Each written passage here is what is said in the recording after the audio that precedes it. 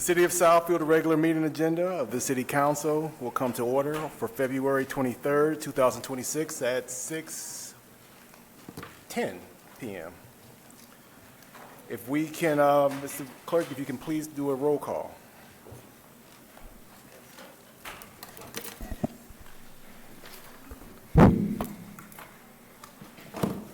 Councilwoman Banks. Councilwoman Banks is absent with notice. Councilwoman Bland. Councilman Brightwell. Councilwoman Haynes. Present. Councilwoman Pro Tem Hoag. Here. Councilman Mandelbaum. Present. Council President Hicks. Here. Mr. President, you have a quorum. Thank you, sir. If we can stand for the Pledge of Allegiance, please.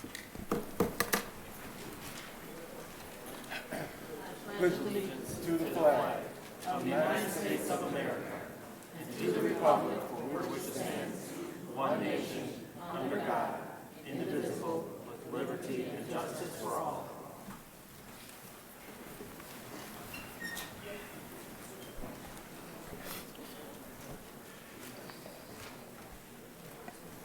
We will now go to the City Council action that's on the agenda for the authorization to adopt a resolution affirming the city's commitment to local control, community safety, and the protection of civil rights for all residents.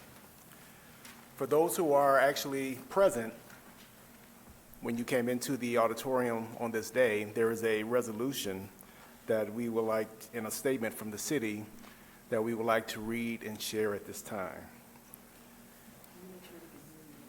Can you all hear me? Okay.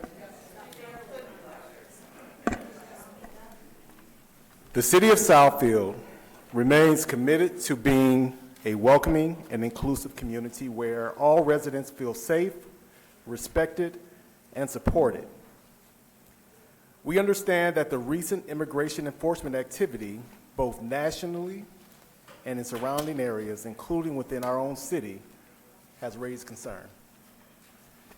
We cannot ignore federal law, but we can and will determine how the City of Southfield engages within that framework. Guided by our responsibility to protect the safety and trust our community, the Southfield Police Department does not participate in immigration status investigations or enforce federal immigration law. Our officers are focused on local public safety and will respond only in a monitoring capacity to ensure transparency. The City of Southfield does not grant access to private property or non-public spaces without proper legal authority, such as a valid warrant. Additionally, city technology, including license plate readers, is limited to vehicle-related investigations and is not used for immigration enforcement. Furthermore, the City of Southfield remains focused on community trust, safety, and ensuring all residents feel confident accessing services, support, and participating fully in community life. Therefore, the City of Southfield is presenting a resolution for formal adoption by the Southfield City Council, affirming community safety, civil rights, and local policy. Whereas the City of Southfield affirms the inherent dignity, worth, and rights of all people and remains committed to being a welcoming and inclusive community where all residents feel safe, respected, and supported. And whereas recent immigration enforcement activity, both nationally and in surrounding areas, including within our own city, has raised concerns among residents. And whereas federal laws governing immigration enforcement, the City of Southfield retains the responsibility to determine how it operates within that framework in service of community safety and trust. And whereas the city recognizes the importance of clearly defining the role, authority, and limitations of local government and law enforcement. Now therefore be it resolved that the mayor and the city council of the City of Southfield affirm the city's commitment to local control, community safety, and the protection of civil rights for all residents. And continue, the Southfield Police Department's policy of not requesting documentation of citizenship when interacting with the public, and clarify that in the event of federal immigration enforcement activity within the city of Southfield, police officers will respond only in a monitoring capacity to ensure public safety, and state that the city of Southfield does not grant access to private property or non-public spaces without proper legal authority, including a valid judicial warrant. We reassure residents that the city-operated technologies, including license plate reader systems, are limited to vehicle-related investigations and do not identify individuals, do not use facial recognition, and are not used for immigration enforcement purposes. All data controlled, logged, and subjected to audit, and emphasize the city's commitment to maintaining trust and ensuring that all residents feel safe, accessing services, reporting concerns, and engaging with local government, and encourage continued community dialogue and collaboration to support a safe, stable, and inclusive community.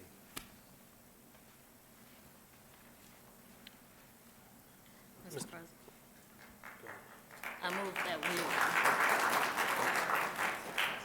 that we approve the resolution affirming the city's commitment to local control, community safety, and the protection of civil rights for all. Support. It's been properly moved by Council President Pro Tem Hogue and supported by Councilwoman Haynes. Any questions from council? Hearing none, all in favor? Aye. Any opposed? Motion carried unanimously.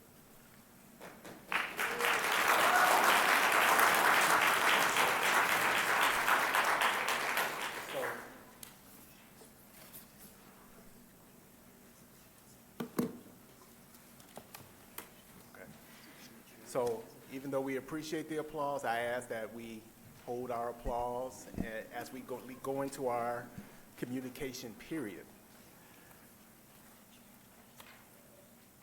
The Southfield City Council has established the following rules of procedure for all speakers.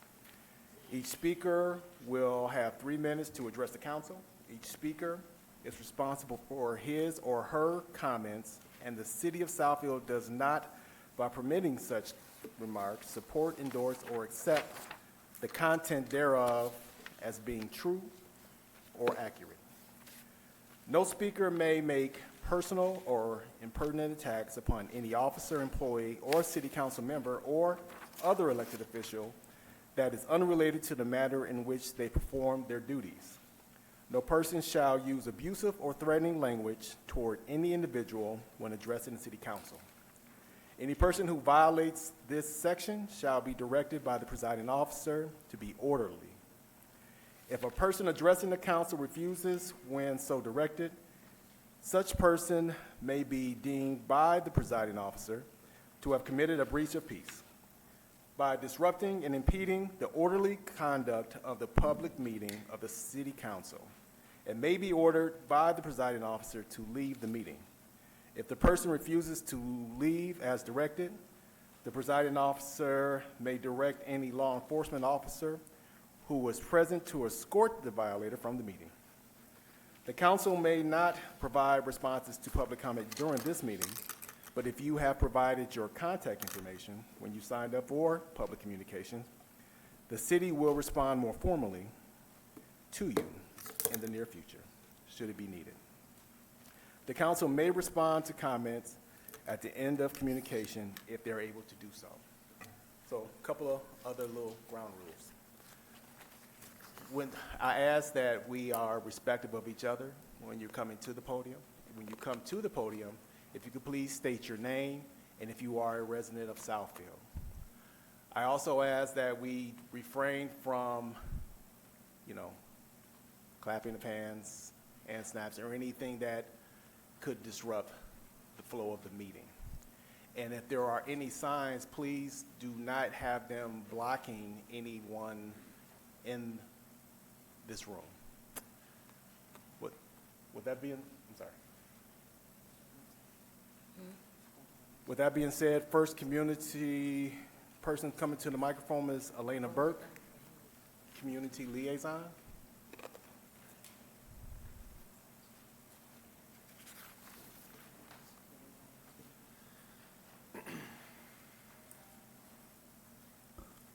Good evening. Yes, my name is Elena Berg. I am the community liaison for Congresswoman Rashida Tlaib. Thank you for having me this evening.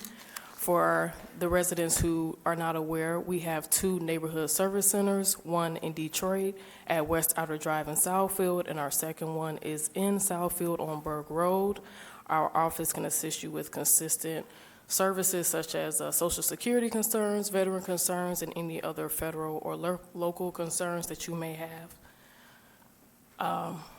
Representative Tlaib has introduced and co-sponsored over 720 bills in this current congressional session, or at least the 119th session. Congresswoman Tlaib undeniably opposes the opening of ICE facilities in Michigan. She believes ICE is an unaccountable and violent agency that terrorizes and brutalizes our communities every day. After witnessing the deaths of and violence enacted against people in our nation, it's our responsibility to organize and keep our neighbors and communities safe from undue prosecution and state violence. Last week, the Congresswoman introduced the Head Start for America's Children Act. This legislation would expand Head Start to ensure that more than 11 million young children from working-class families can access Head Start programs instead of sitting on a waiting list, increase Head Start educator pay, and give Head Start locations resources to invest in facility upgrades.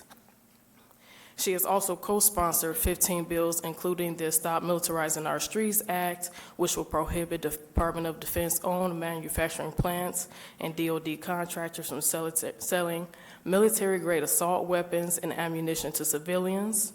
The SEED Act of 2025, which will help early childhood education. Further, the ASAP Act, which will create a pathway for Medicare coverage of FDA-approved and clear dementia screening tests. The Congresswoman has also voted no on the Safeguard American Voter Eligibility Act, also known as the SAVE Act, which will create a national voter photo ID mandate requiring proof of U.S. citizenship to register to vote and vote in federal elections.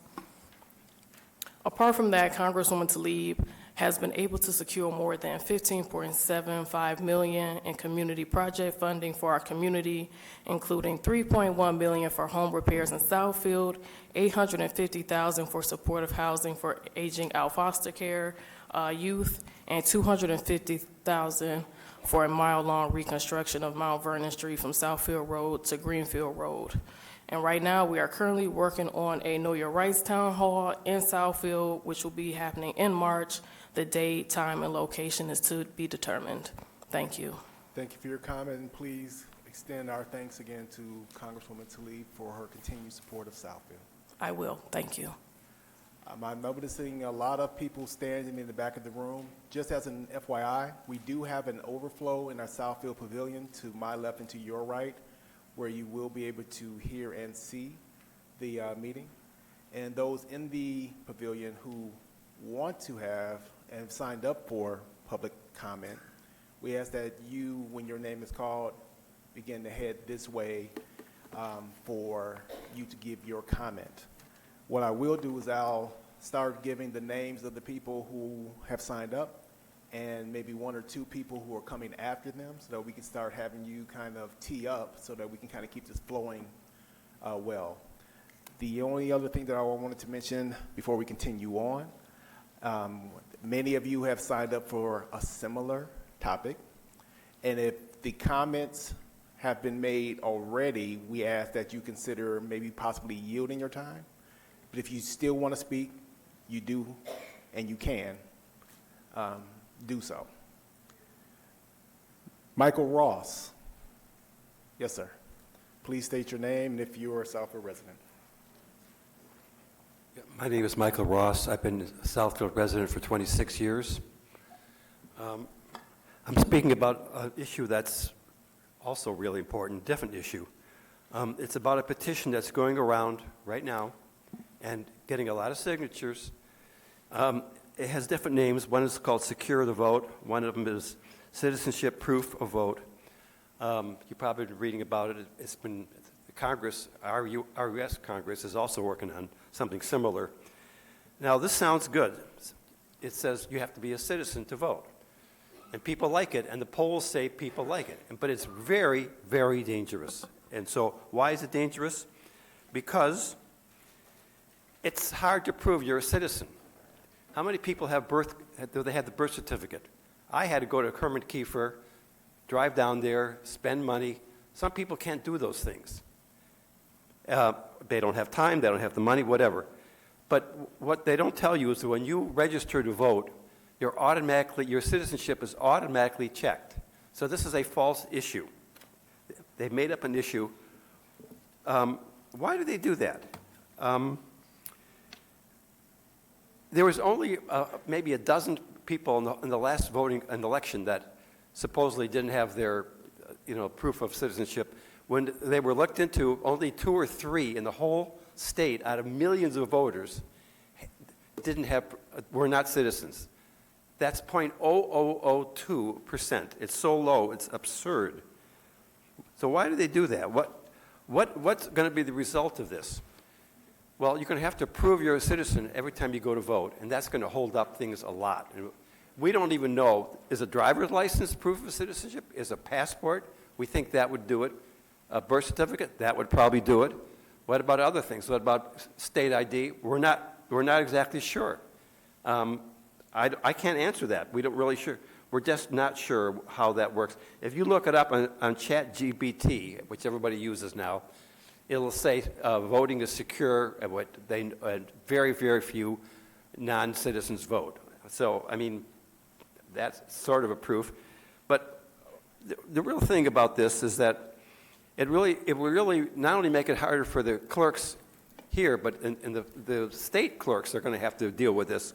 Who's a citizen, who isn't a citizen.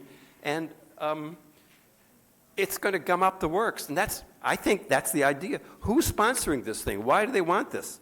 Well, I can tell you, perhaps you heard of Ruth Johnson. She was Secretary of State. She sent a letter saying she's in favor. She was Secretary of State. She's never said a word about this ever before. So it's Republicans and big money interests who are doing this. If it passes, it's going to be a really, really serious problem. Maine had this, and they were able to not pass it through. So we're going to fight like Dickens on this thing. It's very serious. Thank you, sir. Reverend Chris Yaw, followed by Charles Neal.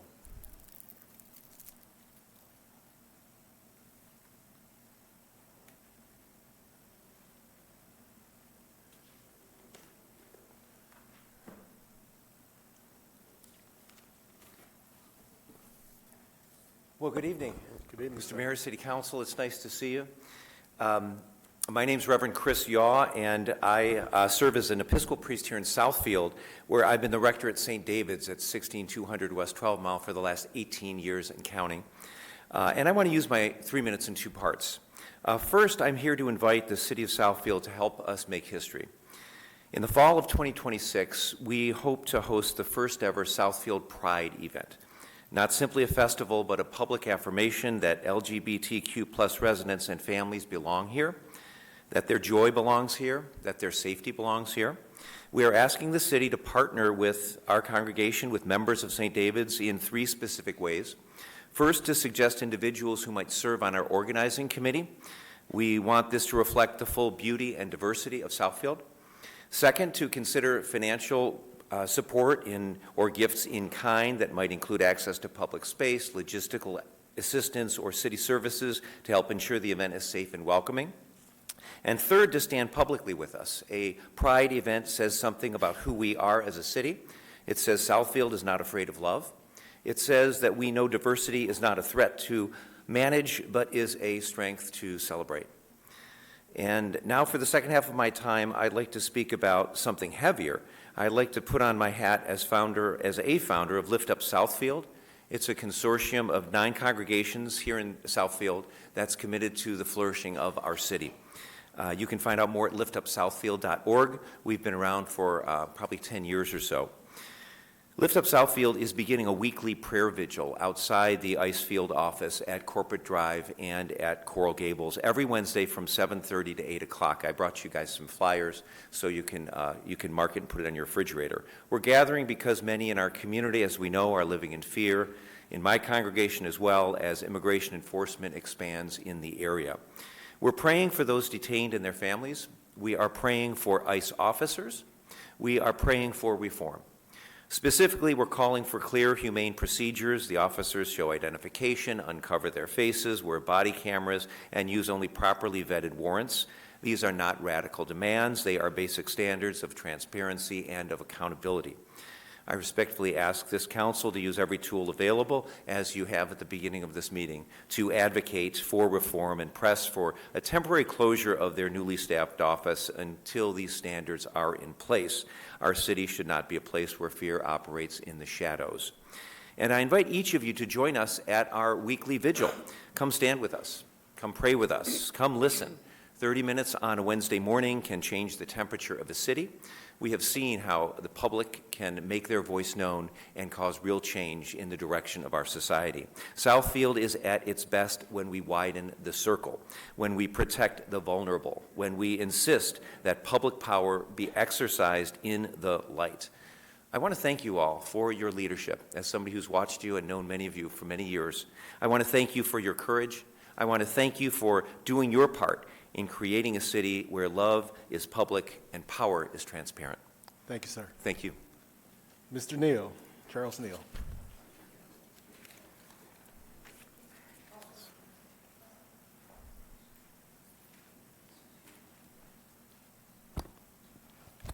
My name is Charles O'Neill.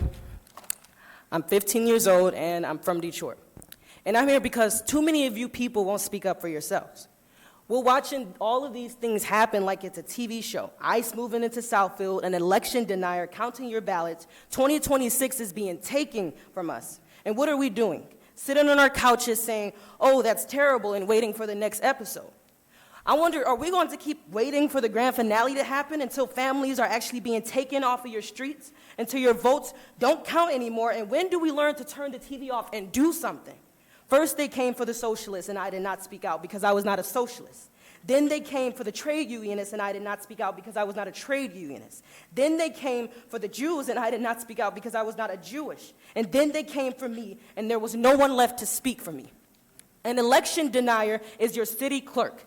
Gabby Grossbart tried to throw out over 1 million Michigan votes in 2020.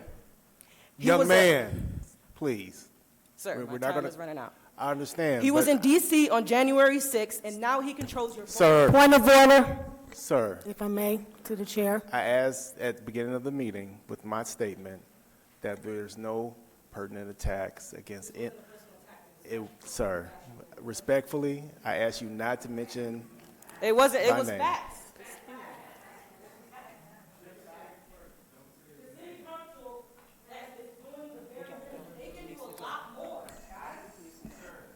Point of order.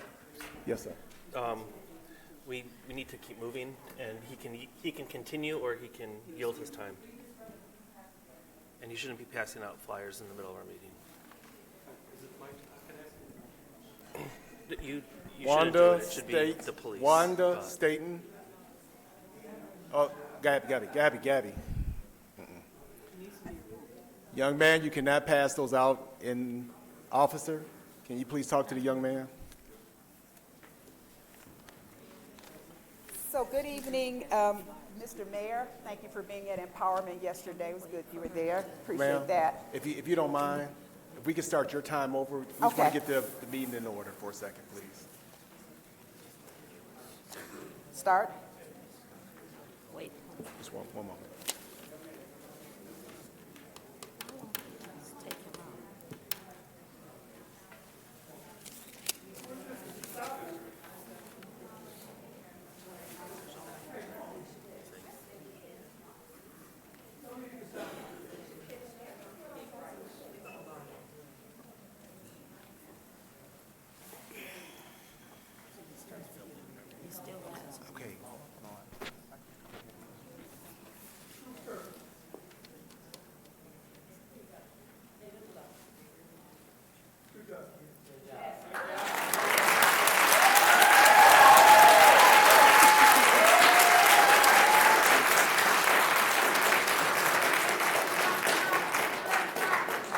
Ms. Okay. Please proceed. So again, good evening, Mr. Mayor, council presidents, and member of the council. My name is Wanda Staten, and I'm a resident of Southfield. I'm here today because many residents, including myself, are concerned about how the presence of an ICE administrative facility may affect our community and what we can do as a community to inform and protect each other. Representative Rashida Tlaib made a concerning comment on February 17th, 2026, at a protest against the ICE administrative facility at One Town Center in Southfield. She commented that she had visited similar offices and saw cots about the size of adult and child size. And my questions center around comments and the council's ability to help protect the citizens of Southfield. So I'm going to read really fast because some of you addressed some of my questions. I've already taken them off, and one was also addressed. So my comments are basically questions and thoughts. So, does the city of Southfield have ordinances or policies that prohibit or regulate the operation of ICE detention facilities or immigration-related holding centers within city limits, including in commercial or office zone buildings? And if no such policies exist, is the council willing to consider adopting one to ensure transparency, protection of residents' rights, and prevent unauthorized detention activity in our community? The next comment, does the city of Southfield have any policy or ordinance that restricts or prohibits mass or unidentified ICE or immigration enforcement officials from operating within our city limits? Additionally, does the city have any requirements for body-worn cameras to be used by federal immigration agents when conducting enforcement activity in Southfield? If no policy exists, is the council willing to consider adopting one to protect citizens' rights and transparency? Does the city of Southfield currently have any sanctuary city policies or protections that limit the city's involvement in federal immigration enforcement?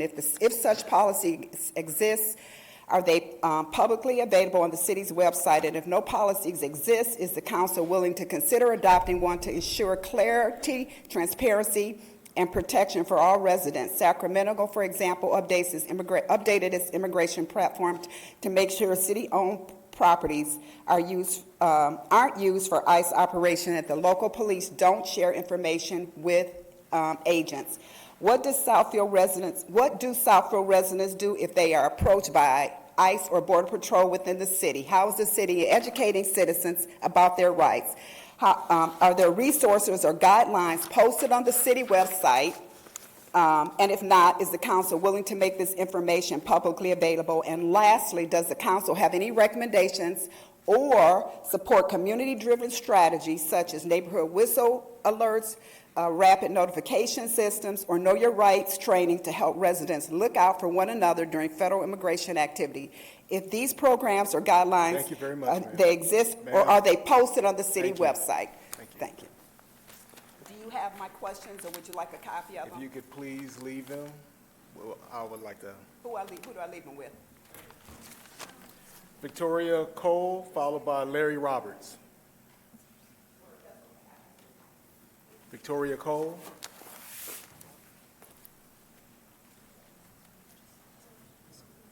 Larry Roberts.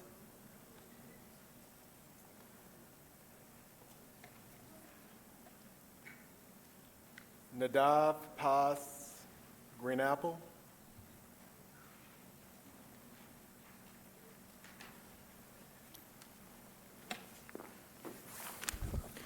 My name is Nadav Pace Greenapple. I was born and raised in Southfield. I live in Oak Park now. Thank you for recognizing me.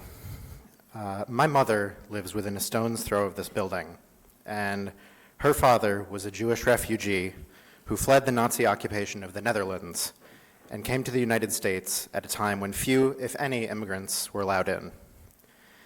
Despite their status as less than legal immigrants, they built lives here in safety. Many of my family were not so fortunate and were killed by the Nazis in Sobibor and Treblinka.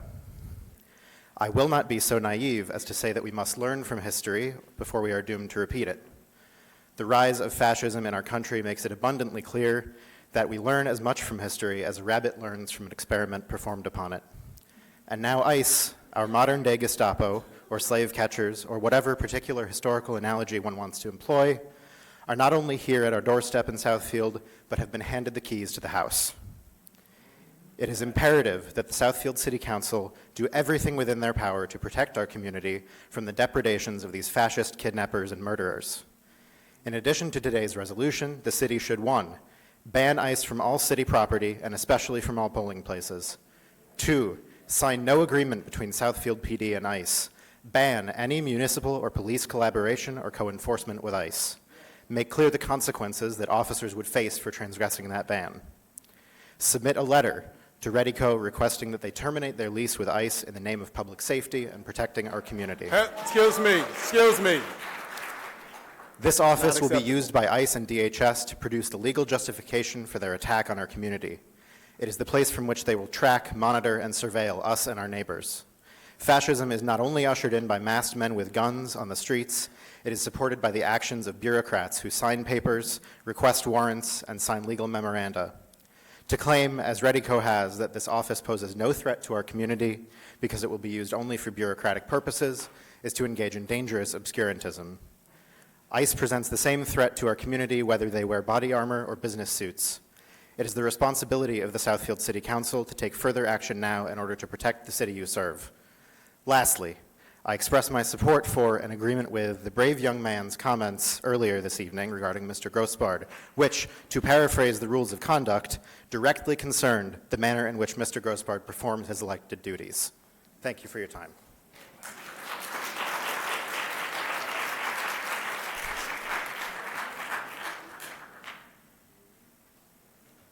Respectfully, you all have the right to speak, but at the beginning of the meeting, I made it clear what the procedures are for the meeting. Definitely want to hear from everyone who signed up. I want to respect your opinion, but we also have to follow the guidelines set for conducting the meeting. So respectfully, I ask that you not clap even though you feel passionate about a comment that's been made or made that you don't like. But I ask that we be respectful of each other and be respectful of this meeting in following those policies.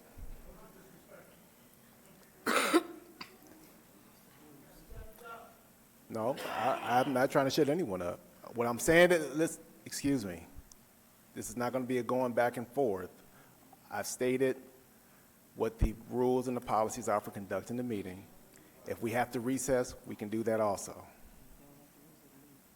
Thank you. Justin Bishop, followed by Arlita Green. Justin Bishop. Arlita Green. Fabian Vasquez.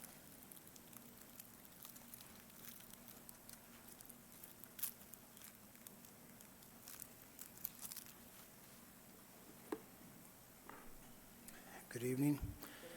My name is Fabian Luis Vasquez. I've lived in Southfield for most of my adult life. I was born in Toledo. I'm the son of an immigrant. And I'm not going to need my full time. A lot of the things that I wanted to say have already been said. Things that I wanted to address have been addressed. And I just wanted to, let it be known that there was a time in history when people said that they didn't know about certain things. And now's not one of those times, because there are confirmed reports, and I was going to be more graphic, but there's kids here. So there are confirmed already reports of 13-year-old girls harming themselves at the Dilly camp in Texas. There's missing people at Alligator Alcatraz. You've seen people get hurt at the Whipple building. So we're getting a series of names of places. And I remember in World War II, there was a lot of places with famous names.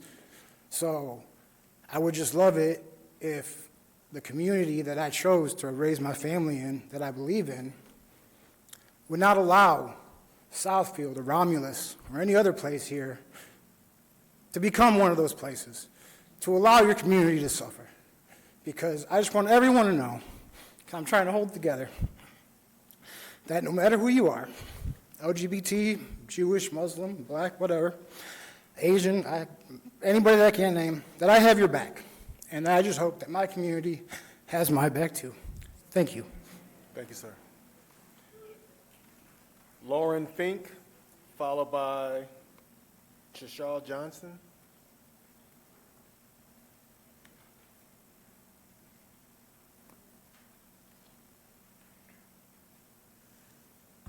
Hi there.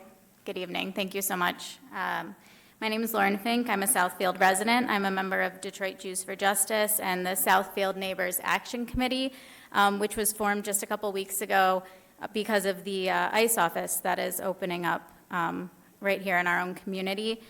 The other day, around the same time that I heard about this ICE office, my 8-year-old daughter received a book in the mail about Emma Lazarus. You may not know her name, but you know her poem. You at least know part of it. Give me your tired, your poor, your huddled masses yearning to breathe free. I read this children's poem, tearing up, imagining these words written by a young Jewish American woman greeting later Jewish American immigrants like my own great-grandparents, except my great-grandparents didn't come through Ellis Island. Like most Jewish immigrants to Michigan, many Jewish immigrants to Michigan at the time, they came through a variety of, let's just say, informal paths. Baruch Hashem, they did. Thank God they found a place where they could breathe free, where one day their great-granddaughter could breathe free, where my children could breathe free. There is a massive infrastructure being built in our country right now for the sole purpose of ensuring that some of our neighbors no longer breathe free. Some no longer breathe at all. I've seen statements intended to calm our anxieties about this office opening here in our own community, telling us that this office cannot house armed and uniformed agents. There seems to be this idea that the work being done by people in offices like this is acceptable, but the work being done by the people that they enable is not. That kind of attitude is what allows the horrors of an authoritarian regime to continue. I know I don't really need to tell you all this. I know that you already agree, but there maybe seems to be some need for ideas about what practically our community can do to stand up for our immigrant neighbors right now, to make this a safe place, a place where they can breathe free. You've heard the asks, you'll continue to hear them. Banning ICE from city property from our polling places, no 287G agreements, no collaboration or cooperation with ICE by our city or our police, and a letter to Redico asking them to terminate the lease with ICE. Thank you. Thank you, ma'am. Mr. Johnson? After Mr. Johnson, Cameron Fink.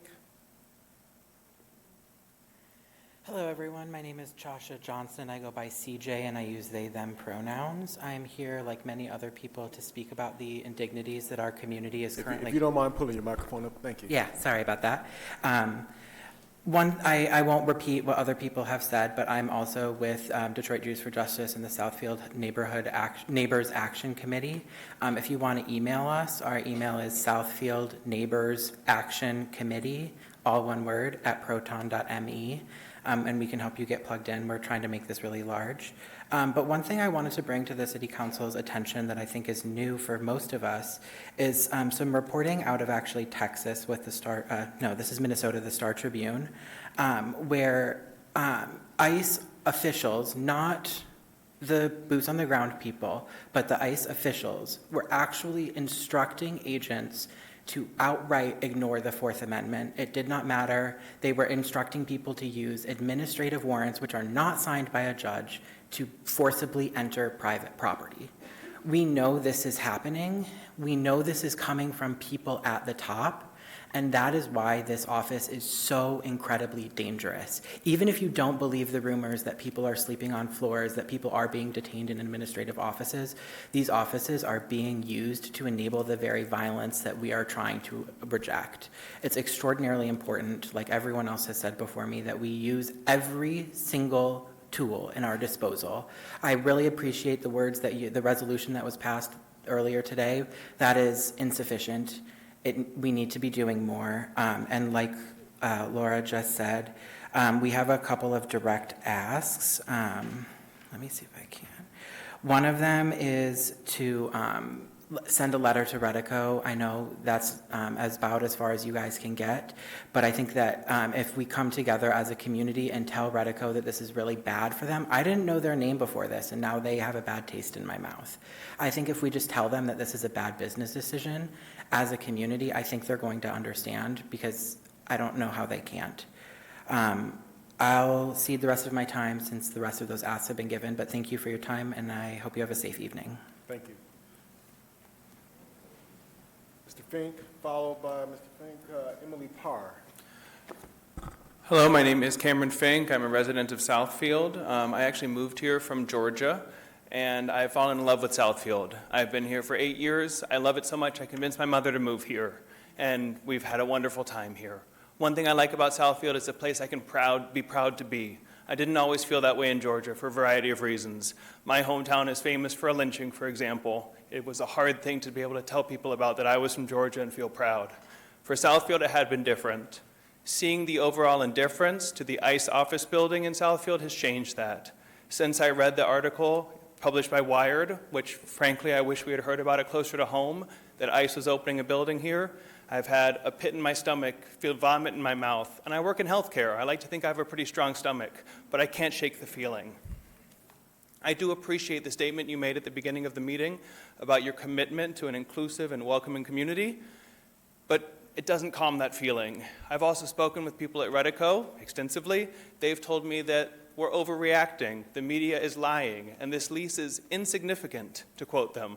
I don't feel that way, and those words also didn't help to calm me. What I think would give me real reassurance is if ICE is banned from city property, particularly polling places. This is a polling place right here. I've worked as an election inspector right here in this room next to us, and now we would have an ICE office just a mile from here. I want no 287G agreement, no collaboration with ICE. I don't want the Southfield Police Department working with ICE in any way, and I want it to be formally prohibited. And finally, a letter from the City Council would be a wonderful, maybe symbolic measure to show your opposition to this. Something else would be if y'all can join us at our protest, March 11th, 4:30 to 6 o'clock at One Town Square, where me and the other members of Southfield Neighbor Action Committee and everyone else who can come will show our extreme displeasure, our disgust with Redico allowing this to happen in our community. You can reach us at Southfield Neighbors Action Committee at proton.me. We would love to hear from y'all, and we would love to see you at the protest so you can show us how committed to an inclusive community you really are. Thank you. Thank you. Emily Parr.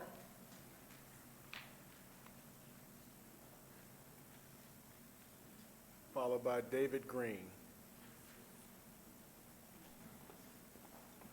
Good evening. My name is Emily Barr. I am a resident of Southfield. I am standing before the council today to speak on behalf of my neighbors and the community in the city of Southfield regarding the news that the real estate company Redico has leased office space to the One Town Square building in Southfield to ICE. I'm here to have our voices be heard. We do not want ICE in our community in any capacity. The government organization that has flown off the rails with no accountability, which uses intimidation, stalking, and abduction of people, citizen and non-citizens alike, in plain clothes, which operates facilities guilty of gross human rights abuses and absence of due process, which murders Americans in broad daylight,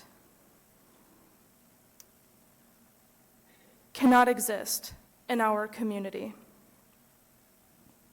I echo my neighbors in urging the City Council to see that this lease with ICE is terminated, that ICE is banned on city property and polling locations, no 287G agreements, and no cooperation between Southfield Police and ICE. Us residents of Southfield deserve to live in a city that encourages community, security, and prosperity, much like was mentioned at the beginning of this meeting, not fear and intimidation. Again, we are calling for no collaboration with or cooperation with ICE in this city, especially a city comprised with a majority of people of color who are at a higher risk of violence from the state. Please choose the right thing for your people. Choose safety and community. Say no to ICE. Thank you. Thank you. David Green.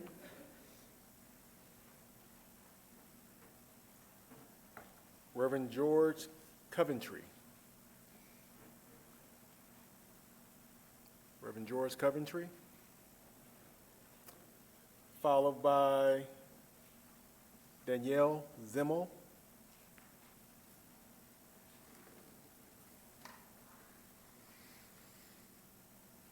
Thank you. Thank you for the opportunity to speak to you this evening.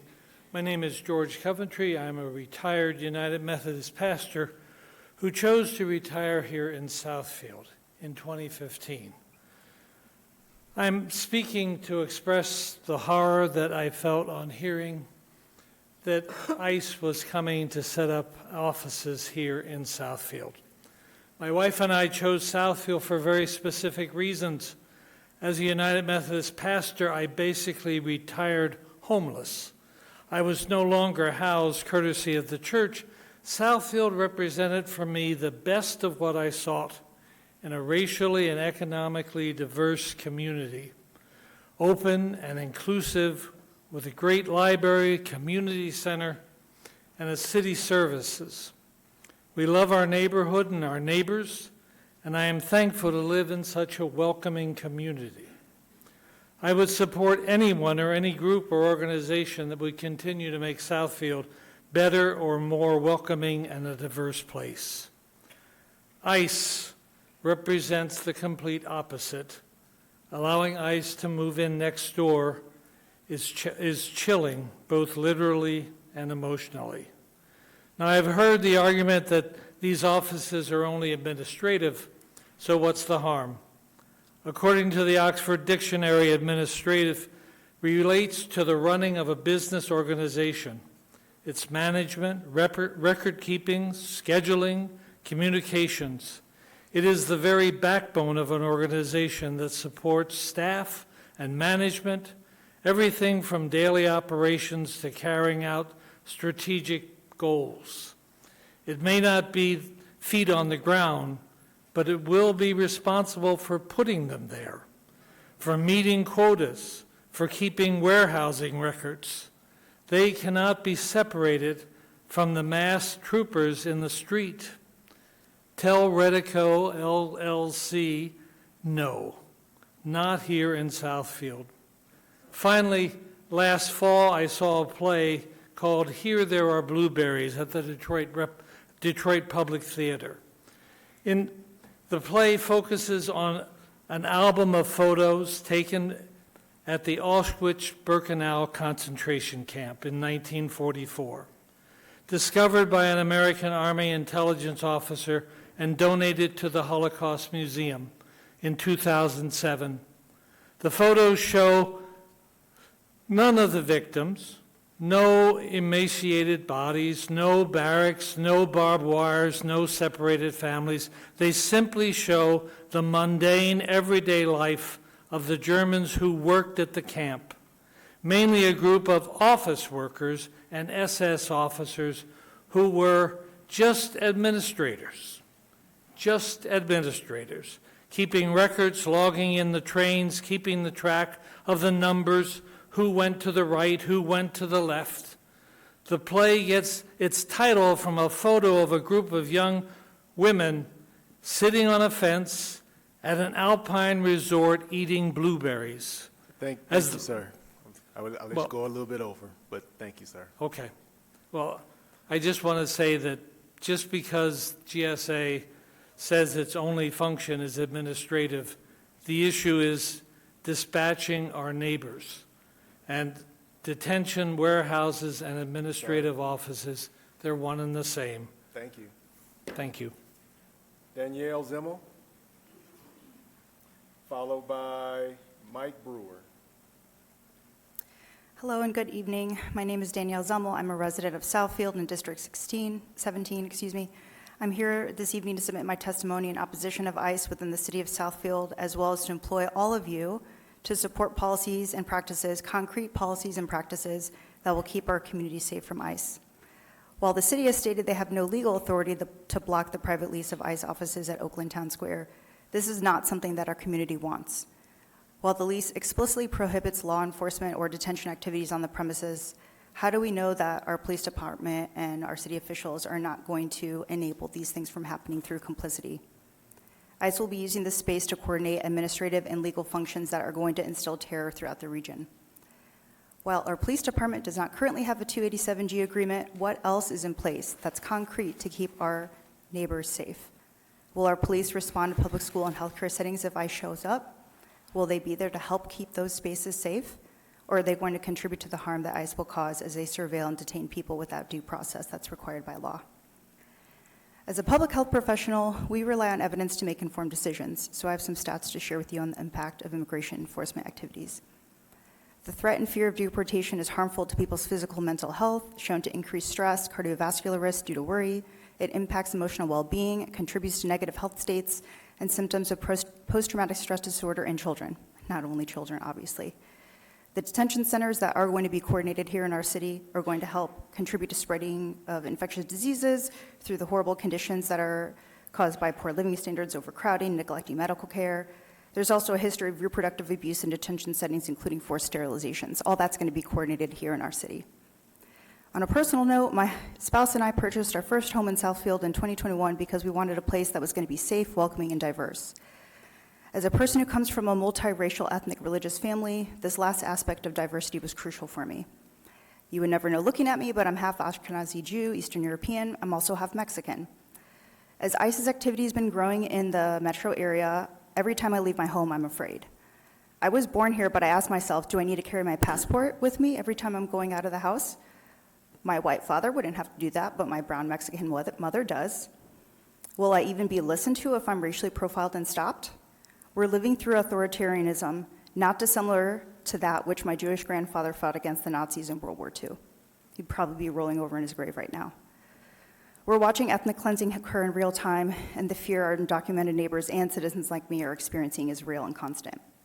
In closing, as a public health professional and a member of this community, I implore you all to ensure that Southfield remains a place where we can not only feel protected and valued, but also we can be supported to thrive. Thank you.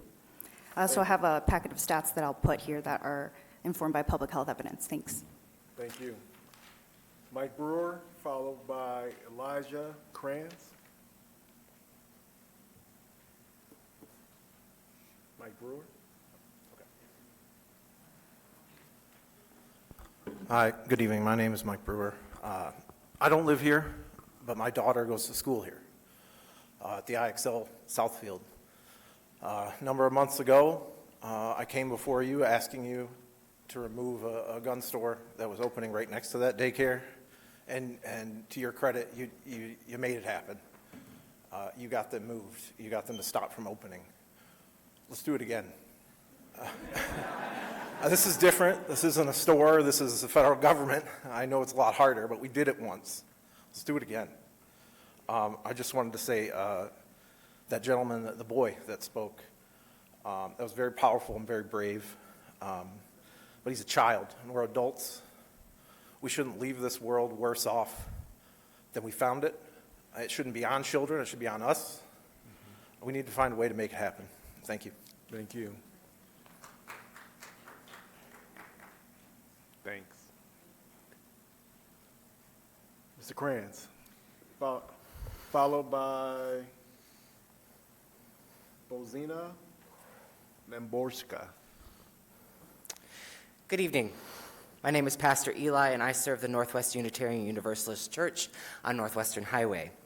In my training so far to be a minister, there has been no guidebook on how to hold your congregation when one of them is kidnapped by ICE. I wish there was, because I need it. One of our congregants, Enwin, was kidnapped by ICE for solely the reason of being outside while brown. He's here on a work permit and working towards asylum. He's in Baldwin right now, waiting for release. It's been a struggle to know what to do, but I know that my role is to be there for him, his partner, and all of the congregants who are missing him.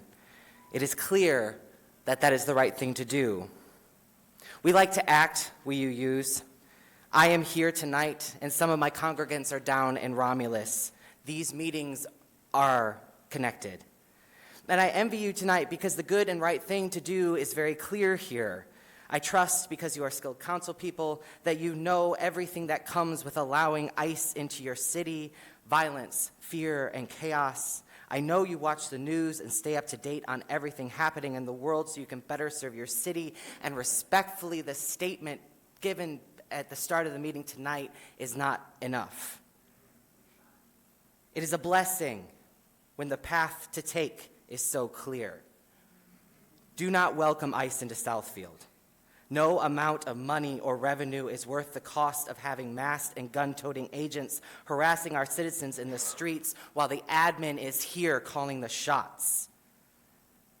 They will support Romulus, and just because it's not on your front door doesn't mean that it's not happening. And if you disagree that this is clear, if you disagree that any money is good money, then I think it might be time to reconsider how you spend your Monday nights at 6 p.m. Thank you. So I just want to do a quick pause for a second. When we read the statement at the beginning of the meeting, by no means did we say that's the only action the city of Southfield is taking. We wanted to make sure that you had an understanding of what our position is. Because if you look across this podium, I'm sure many of my colleagues have experienced some sort of profiling. I've been pulled over in municipalities because of my skin. I don't agree with the practices or policies of the ICE organization. What we have been having discussions regarding is what else can we do? Legally, we know what's happening for them coming to the city. But we're also looking at legally what can we do to protect the interests of our constituents. So just because we read the one statement doesn't mean that's the only action that this council is pursuing. So I just want you all to know, because there's things that I mentioned. Unfortunately, I understand what 287G is. I wish I didn't. I do understand what we can do from an ordinance perspective. We are looking at other municipalities and what they've done and what they're doing. I've had conversation today with Oakland County. I've looked at other municipalities and what they are doing. Not saying that we're going to do exactly what others do, but it's time for us to collaborate and get some cohesion on how we can best support those who we are elected to support. So, no clapping, no clapping, no clapping. Bozina Lamportia, please, if I'm totally messing this one up. Bozina Porska, followed by Jennifer Smalowiski.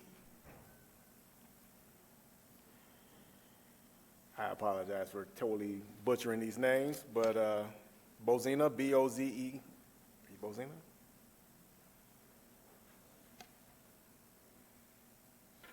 Good evening. I'm Jennifer Smileski.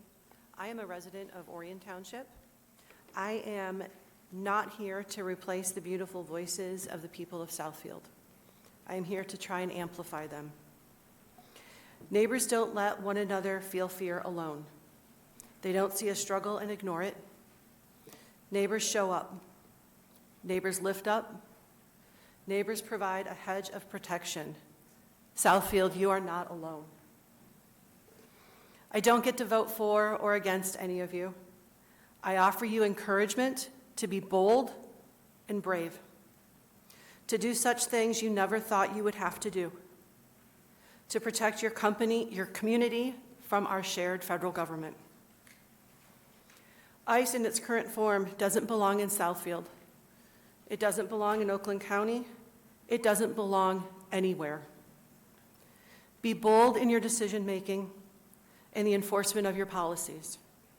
Use every nuance, every legal maneuver, every means you have to protect this wonderful city and the beautiful people in it. Thank you. Thank you. I'm going to go back to Bozina. Are you in the room? Alexis Hamilton, followed by Samuel McAdoo. Machado, thank you. Thank you. Alexis Hamilton. Mr. Machado.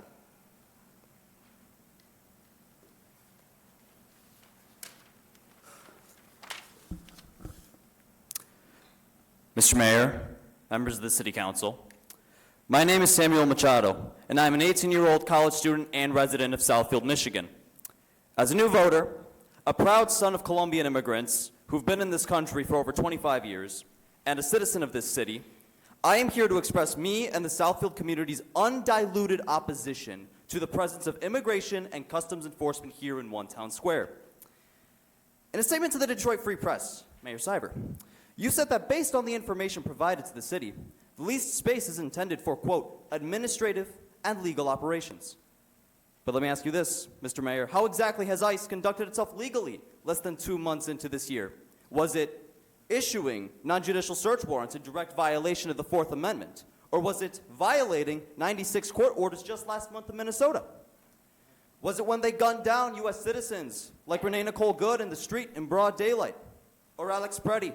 Or Keith Porter Jr.?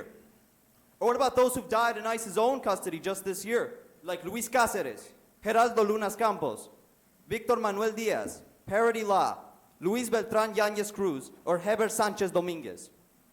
Will any of you be able to look Southfield families in the eye if, God forbid, one of our loved ones is killed or violently assaulted by these ill-trained agents while legally observing, like Renee Nicole Good was? Or perhaps protecting a wounded woman, like Alex Preddy was? Will you be able to watch as your own residents, your own voters, are intimidated and driven to unnecessary fear while trying to exercise their right and civic duty to vote this November?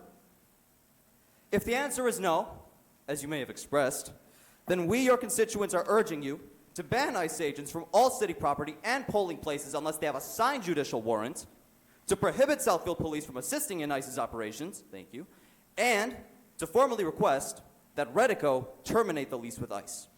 This city elected you to keep its residents safe with our rights protected, and now we're simply asking you to keep that promise in this especially dangerous time for civil rights in our nation's history.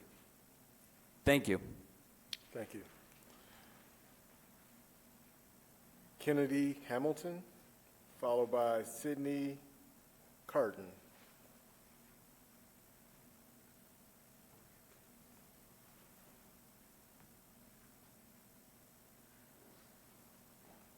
Good evening. I'm Alexis Hamilton. You called my name. Oh. Hello. Oh, there we go. Okay. I'm Alexis Hamilton, resident of Southfield. I'm here, along with all of my neighbors, to formally express my displeasure for Redico and their CEO, Dale Wachowski, allowing ICE to rent office space in Southfield.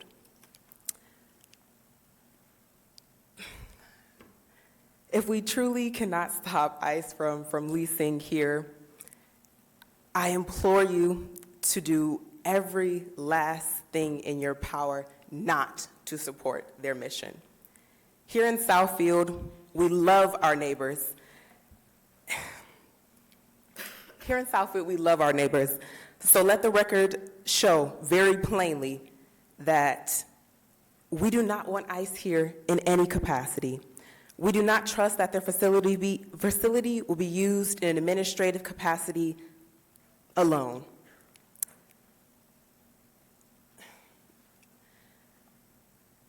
A lot of people are here to address the council.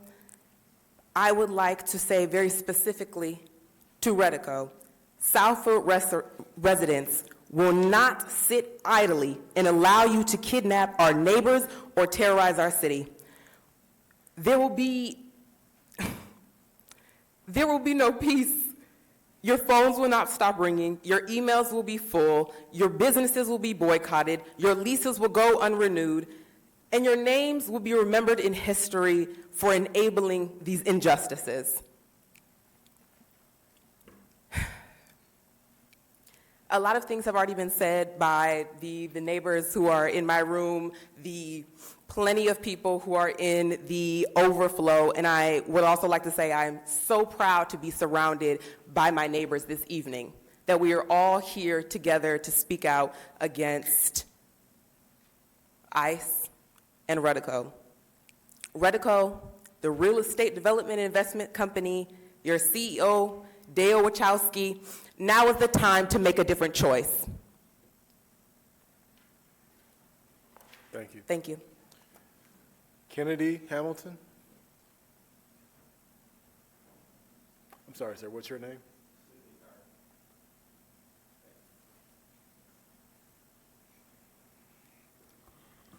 Good evening. Thank you. I'm Sidney Carden. I'm a resident of Huntington Woods. Thank you for allowing me to speak. On January 23, 2016, Donald Trump said, "I could stand in the middle of Fifth Avenue and shoot somebody, and I wouldn't lose any votes." Trump hasn't shot anyone in New York, but his proxies in ICE have shot and killed many people. Most recently, Alex Preddy and Renee Good in Minneapolis. They were white protesters. Keith Porter Jr. in Los Angeles, a black man shot and killed by an off-duty ICE agent. And Ruben Ray Martinez, a brown person, shot and killed in Texas when he refused to exit his car. Brown people, black people, white people who protest, all killed by Trump's proxies, as investigations are blocked by Trump's Department of Justice. Members of the LGBTQ community legislatively assaulted in every state, Muslim citizens detained for supporting Palestine, Jewish citizens having to watch ICE officer Greg Bovino dressed in Nazi garb. ICE's abuses of residents and murder of citizens is horrific in and of itself, but in combination with Trump's desire to nationalize elections, kicked off by Trump's FBI stealing election materials and ballots in Georgia, we are rapidly moving towards a full dictatorship, one in which elections are limited to the supporters of the dictator, keeping Trump in office beyond constitutional limits. What can be done? First, Southfield should not enter into any 287G agreements. Second, no access to ICE agents to any public facilities. And importantly, the election process needs to be protected. A plan should be developed now in advance of the elections to protect election sites and guarantee that all residents can freely vote. People need to be safe at election sites.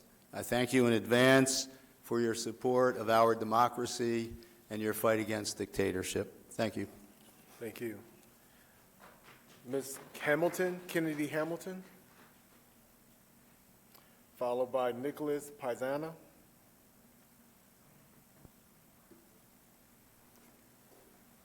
Good evening. Good evening. Thank you, council members. Let me begin by saying I'm firmly against the use of the One Town Square building for ICE administrative services through the lease contract with the U.S. Services Administration and property owners Redico. ICE's actions across the country have been horrific, from physical assaults and fatal confrontations against citizens to the violent and forceful separation of young children from their families. ICE's cruelty has disgusted myself and many of my community members, as I'm sure you have extensively heard tonight. The only way for ICE to continue their atrocious actions is through maintaining an administrative workforce. That workforce would decide what cell the masked man should put the child he abducted. Through administrative work, ICE decides which residential neighborhoods to raid. The lawyers who will defend the inhumane actions of ICE agents will gather at One Town Square and discuss how to best manage the PR after another man or woman is killed. The news reports coming out of Minneapolis and other cities are the terrifying reality of cities in peril and under siege. To allow that very same organization plaguing them to do administrative work here is to make a complete mockery of the fear and hardships communities across America and across Michigan are being subjected to. I also think it's incredibly naive. Do we want to wait until Southfield residents have to look out of the window for suspicious unmarked cars before going to work? Laws, regulations, and zoning ordinances have constantly been overturned and changed for a multitude of reasons.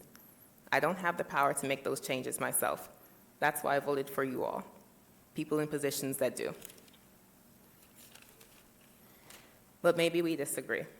Maybe you don't think there's been anything wrong with how ICE has conducted immigration enforcement. Maybe you don't foresee Southfield ever becoming the nightmare other cities have become. In that case, I wish I was so blind. There is rarely a time where being proactive is acting too soon. More often are we too late. I want to close with a quote. Decades later, I was horrified by my uncritical failure to distance myself from my subject at the time and ashamed of it. How could I have been so naive and unthinking? I deliberately ignored the warning voice inside me, although I heard it clearly enough. I shall always live with the guilt. And that is a quote from Traub Young, the last secretary to Adolf Hitler, just an administrative worker. Thank you. Thank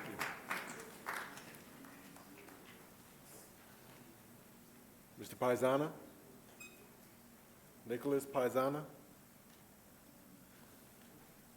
Jackie Victor? Followed by Michael Schuyler.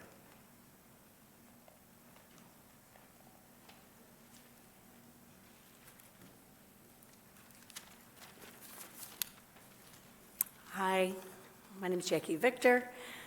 Thank you for the opportunity to be here tonight. I was born and raised in Oakland County, and I live in Oakland County still.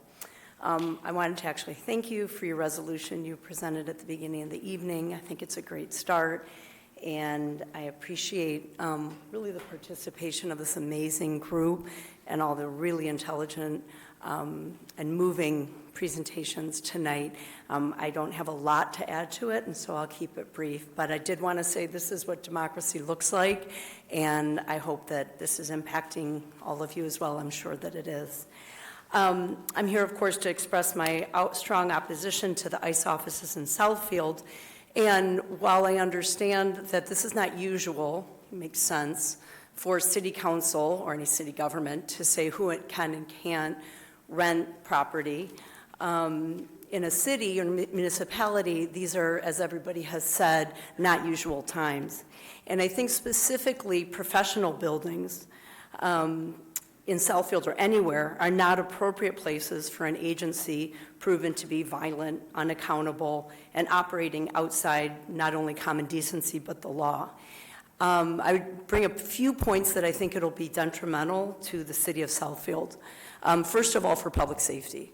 There is no doubt there will be many, many protests outside the building. We've even heard of some of them tonight, fully justified. It's going to draw your public safety officials away from their duties of keeping the community safe for the citizens.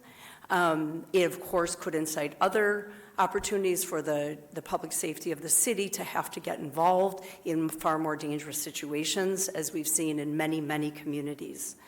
I think it's not good for the image of the city of Southfield. It really does say that there's a permission structure that's allowing it to happen, even though I know that it is very challenging to come up with ways to prevent the ICE offices from being here. Also, I would say that I think for the professionals who work in these offices, the lawyers, the accountants, all the many, many people, I think for their clients to come in, to have to go through protests, to know these ICE offices are here, I think for some clients who are people of color, who are people of various citizenship, I think it can be a very intimidating experience, and I think it will not be good for the businesses that currently operate in these buildings. I guess I would say I don't have the answers of how you can pursue the things that we're all asking for you today to prevent these offices from staying here. But I will say that I would implore you to use your creativity, to draw on the creativity of the civil rights movement, many other nonviolent movements, to come up with ways that you can make such a strong statement that these offices will not want to be here and that the landlord will not want to lease to them, I think that you could create a really positive image for the city of Southfield by showing a kind of creative, passionate leadership that your citizens have taken the time to express tonight. Thank you. Thank you. Mr. Paisano?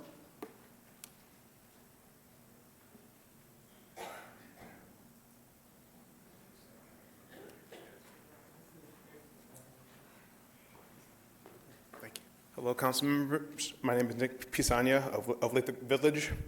I stand before you today to voice my opposition to the ICE office opening and ask Redico owner Dale Wachowski to reconsider letting them use his offices to plan their belligerent and aggressive operations in our community. In the past year, the so-called Immigrations and Customs Enforcement Agency has gained a well-earned reputation of hostility by violating constitutional and civil rights. Agents frequently operate illegally, as judges have found more than 4,000 of their arrests to be unlawful. In the process, they have unleashed a total assault on the communities they operate in. ICE officers have dumped chemical weapons in neighborhoods and school zones, have seriously maimed lawful observers and peaceful protesters. People have lost teeth. People have lost eyes. People have been shot and killed. This is not law enforcement. It's open season on non-citizens and citizens alike. Once again, I ask CEO and President of Redico, Dan Wachowski, to keep Southfield and Metro Detroit communities safe and terminate this lease. Thank you. Thank you. Michael Schuyler, followed by Gregory Hagedorn. Good evening, and thank you for allowing me to address this body. My name is Michael Sklar. I grew up in Southfield, and I still consider Southfield my hometown. I am here to, like I think everyone in this room who's here to speak about the ICE office and facilities, to speak about my opposition to those facilities. I can't add a lot to what Jackie Victor said, except to suggest that some creative examination of the powers available to the city might yield some interesting opportunities to raise the cost of ICE doing business in the city to the point where they realize this is not a good place for them. We don't want them here. For example, public nuisance law might be one avenue. So again, thank you very much for your time. I appreciate the resolution you read earlier today. I think that aligns with what folks in this room would like to see as policy. But we need to go beyond just those statements of intent to take actual measures that will push ICE out of the city and not make it feel like it can continue to do business here. Thank you. Thank you. Gregory Hagedorn, followed by Laura Washington.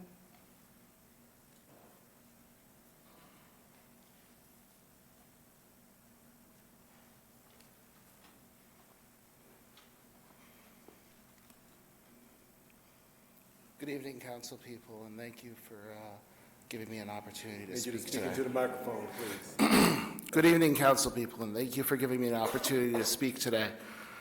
I'm a transplant to Michigan. I grew up all over, but I found my home in Oakland County, and I found that everyone around me was an immigrant who had lived here longer than me when I moved in. Anyway, my name is Gregory Hagedorn, and I lived in Bluefield Hills, which will be one of the communities that is going to be affected by this ICE office. I'm not here to say all immigrants should be allowed to stay, and I'm not here to condemn law enforcement. In fact, I support LEOs and our Second Amendment rights and every right that comes in between. These ICE, I'm here to point out that these ICE officers have as little as 47 days of training. That is less than I had when I started driving. These people are being told that they can arrest members of our communities, and they are not members of our communities. They're imported from other states, and they don't care about the people here. The former head trainer for ICE just today testified before Congress they are dangerously undertrained. Unfortunately, this is not a bug, but it might just be a feature. They are here to take the people holding our community and economy together. In fact, undocumented immigrants have created over $12 trillion for the U.S. economy since 2000. My question is this: what is the difference between law and anarchy? What is the difference between order and unquestionable obedience? When the federal government asks you to betray the people by unraveling the very thread holding this tattered flag together, what is your breaking point? They are already talking about boycotting Southfield businesses on Reddit. What will happen to your small businesses when this facility becomes a hub of protests? I would like you to join the protests, to say it's time to fight back when the government overreaches. If you are incapable of using the levers of government provided to you, I suggest that you use the levers that were never intended for you, but you have anyway. Before I go, I want to remind everyone that the average turnover for a bed and ICE detention center is 40 days. The facility being built in Michigan is over 10,000 beds. What are they going to do with all those beds after a year? There are only 100,000 Michigan residents who are non-documented. So what's the plan for year two? Thank you, sir. Laura Washington, followed by, Christopher Holmes. Hi, I'm here to, like everyone else, to say we need to get ICE out of this community. And your job as an elected official is to stand by the will of the people. And the will of the people tonight is clear. It's clear across this country. It's clear in this room. It's clear in the overflow room. 500 people were at Romulus tonight. It's clear that we do not want ICE here. I echo the demands already asked. If you could write and publish a letter asking Redico to formally break the lease agreement with ICE, and before things get out of hand, forbid ICE from using public spaces in Southfield and working with the Southfield Police. Thank you. Thank you. Christopher Holmes, followed by Aaron Penny.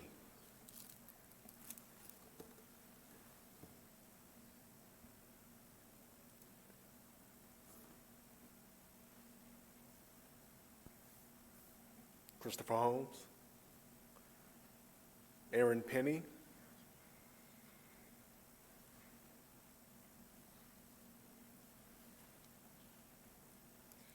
Good evening. Thank you for this opportunity to speak. My name is Erin Penny. I grew up in Oakland County. I currently live in Waterford. I grew up in Royal Oak, and I'm a home care nurse, so part of my territory is Southfield, so I'm in Southfield quite a bit. No one would dispute that we've long needed immigration reform. We all know that the Big Beautiful Bill is ramping up immigration enforcement. No one would dispute that violent criminals should be apprehended and deported, but this isn't what's happening. Racial profiling, we have kids afraid to go to school, people afraid to leave their house. ICE isn't using proper identification. They're wearing face masks, using excessive force. They're apprehending visa holders. And we know that the detention centers that we currently have are for profit. We only have to look at the DHS's official social media pages to see just the racism behind their intents. And as stated earlier, we know that the training for ICE officers has been cut in half. So even though the offices in Southfield are administrative, it's just not a mistake that a center is being opened in Romulus and seeing the connection between that. I grew up at a time that I feel the history that I learned in school was taught somewhat sanitized. And as an adult, I've learned things that I didn't learn in school, how things were sanitized, like Native American kids being sent to boarding schools. the internment camps that happen to Japanese people. And I feel that we're at a crucial time in history that people will look back and say, what happened? Why was this allowed to happen? I appreciate the statements that were read at the beginning.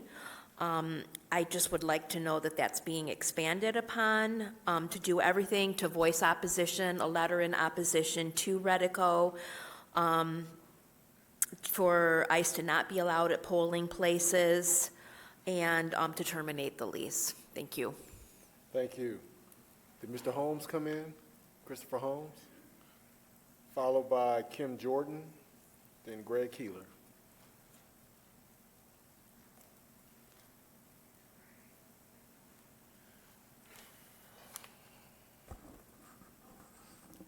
Good evening, and try to raise this up a little bit more. Good evening. Thank you, Chair, and thank you, committee members. My name is Chris Holmes. I'm a resident of Southfield for over 38 years now. I'm here today in opposition of the rental property recently ceded to ICE. I'm going to try to keep this brief. I don't have a whole lot here to add. I'm speaking today in full awareness that of the lack of city oversight of the rental property. However, the presence of ICE in our community only makes local residents less safe. I think a lot of people have pointed that out as well. At the sake of possibly being more repetitious, the lack of oversight on federal law enforcement, which I don't particularly like calling them that because they are committing extrajudicial executions in Minneapolis. Those names have been brought up.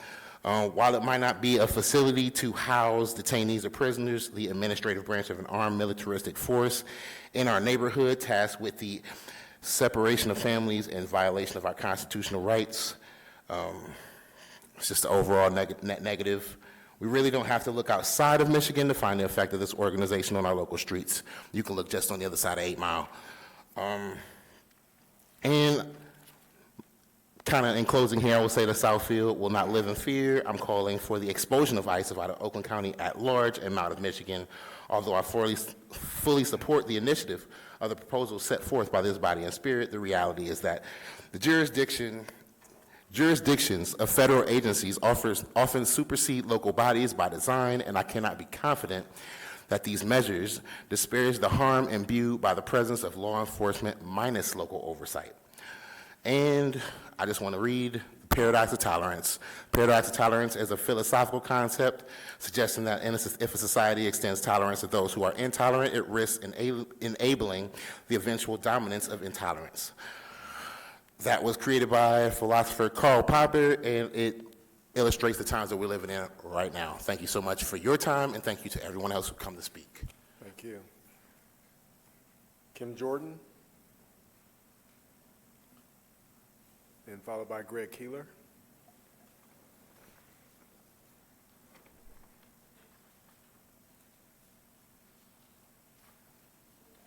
Good evening. Good evening. I want to thank the real policemen that are here. I just want to thank them. Please speak into the microphone. Thank you. I want to thank them for doing their job peacefully. So I just want to say this, as a black woman and mother of a black son, I stand firmly against ICE operations expanding into Southfield, Michigan. My concern is not rooted in politics, but in protection, dignity, and community trust. Too often, aggressive immigration enforcement creates fear in neighborhoods where families are simply trying to live, work, and contribute. I worry about the message it sends to our children, especially our black boys, that their presence can be questioned, their safety uncertain, and their humility overlooked. Southfield is a diverse, vibrant city built on inclusion and opportunity, introducing tactics that feel intimidating or materialize risks damaging relationships between residents and law enforcement. While deepening anxiety for many families, I want my son to grow up in a community where safety means support, not surveillance, and where compassion leads policies. I think ICE is a diversion. We need to be more concerned about human trafficking. If you want to put offices up, that's what offices need to be put up, is to get our young girls back home. that are being trafficked. So I'll leave you with this quote. Not even a quote, it's really an ending statement. So what are you going to say to yourself, not if, but when ICE decides to go into the wrong house where an elderly lady lives by herself, no one to fight for her, nor to fight with her. They abuse her, they beat her, and they kill her. What can you say other than your blood, her blood would be on your hands? If you do not want to have that personal conversation with your God, I urge you, the right thing to do is to say, not in Southfield. I've been a citizen here for 26 years, a law-abiding citizen who pay my taxes, and they have no place here because it is the new wave of racism, and it's happening on our watch. And I never imagined I would see this in my life, but I would not stand idle and vote you in and allow you to do nothing. You do nothing, you won't get voted back in, at least not by me. So they have to go. Thank you very much. Mr. Keeler, followed by Jackie Barlow.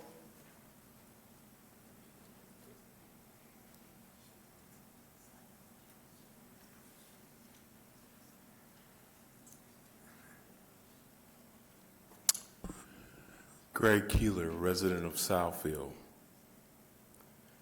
I'm proud to see the young men speak up and voice their opinion. They remind me of my grandchildren.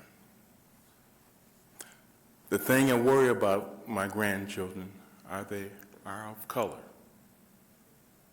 And I know if I had a council person here or a Karen call the police on me, and now we don't bring ICE in, what is that council person going to do for the residents? Call it on them as well? And they might not be as fortunate as I was, where the police officer didn't do anything because I spoke to him beforehand. I worry about, as the mother just left, her child not showing up because Karen decided I must follow the law or whatever is being said at that time. These things, I think, should be taken in consideration deeply. And I hope that we do have other voices that are just as loud saying something. The other thing I want to say to residents was that this is the last week for them signing up for property tax decrease. If you have a septic tank, this council has voted for that when you get ready to sell your home, you must tie in. They have essentially placed the lien on your house and your property value has been lowered. So go in, fight, argue. I've already done it for you. Get your property tax lowered. But think about ICE being in here and thinking about them being in here, and especially for us of color, of any color. What does that mean for us? Do you carry your birth certificate? The one that's been stamped, not the one with your feet on it, not the little cute one, to prove your citizenship. Do you carry your passport with you? Or do you have the new ID, even if that will work, to show when you walk out your door? So if you already have a mark on your back, don't add another one. Thank you. Jackie Barlow, followed by Garland McWilliams.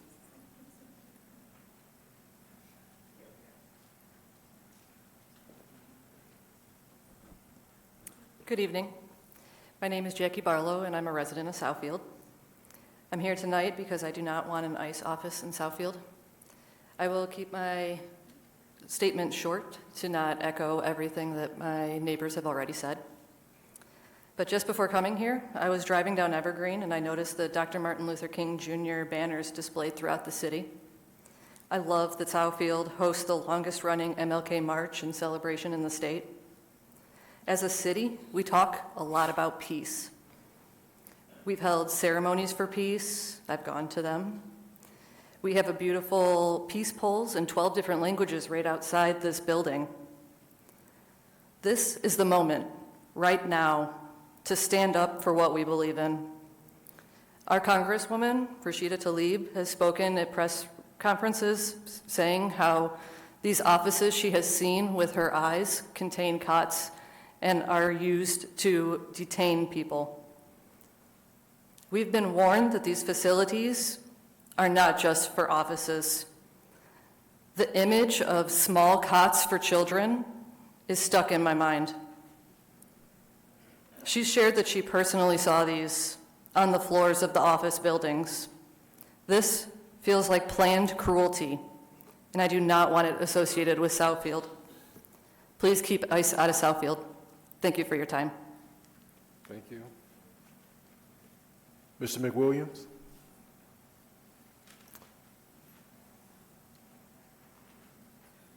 Mike Flores?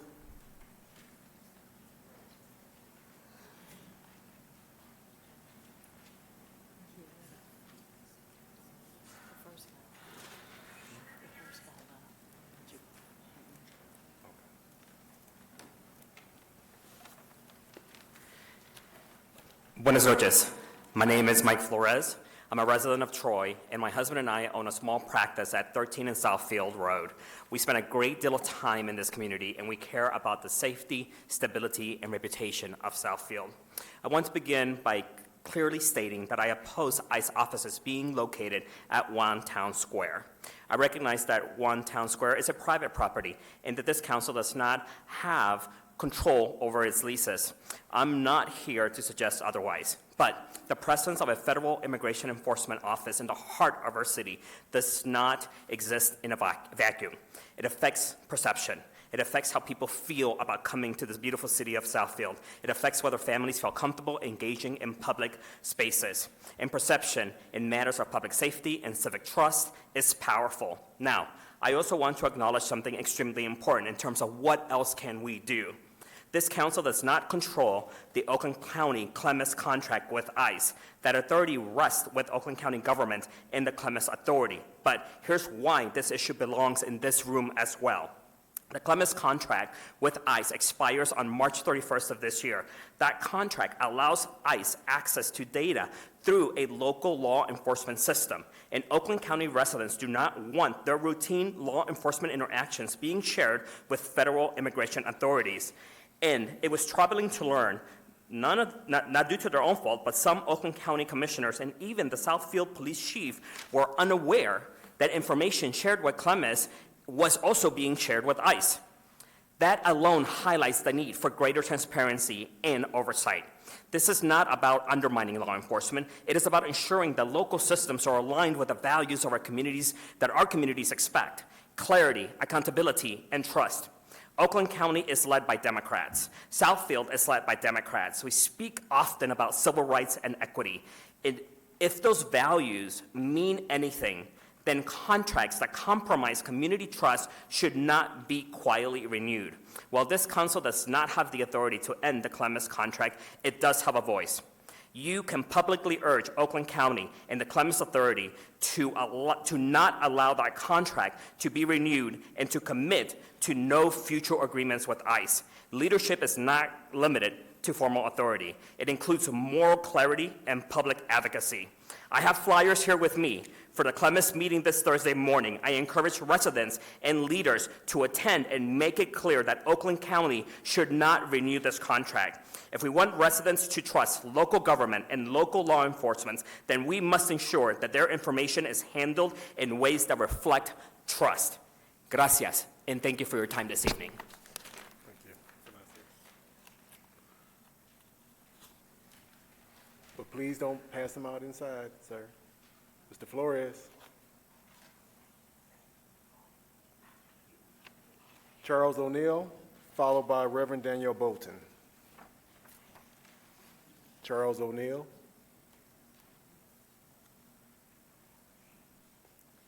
Reverend Danielle Bolton, followed by Harriet Weinbaum.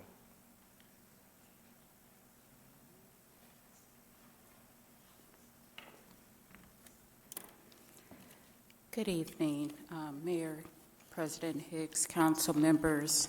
I'm Reverend Danielle Bolton. I'm from God is Real Ministries. I am a resident of Southfield, and I worship here in Southfield. I know that you're going to hear a lot of repetition tonight, and I just ask everyone to bear with everyone else, because it is very important that even though we're going to hear repetition, that these people show up and show out for the record. If we say nothing, then they will think things are okay, and they're not. My question, part of it has been asked, but my question was, are there any ordinances on the book that would require any federal agency looking to open offices within Southfield city limits to go before local government for approval prior to the sale or lease? If not, what is required to get one? Also, what recourse does the city have if ICE begins to either hold detainees at that location or began to host suites throughout Southfield neighborhoods? And how can we hold Redico responsible? What are our remedies against them in the event that they rent that space and ICE does what ICE do, because we know if their mouth is moving, they're lying to us? It would be wonderful. A lot of anger is being geared towards you guys because you are the elected body that represent us. And just from my perspective, it would be wonderful if, as a resident, I see the passion and I see the anger that I feel coming from the people that's supposed to elect, that we elect to represent us. I know there's a time for us to be nice and quiet and politically correct. Now is the time for good trouble, and we need you to get in good trouble with us.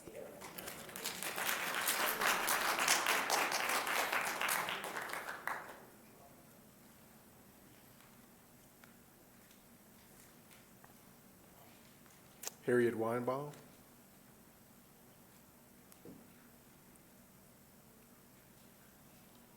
Stephen Bentley.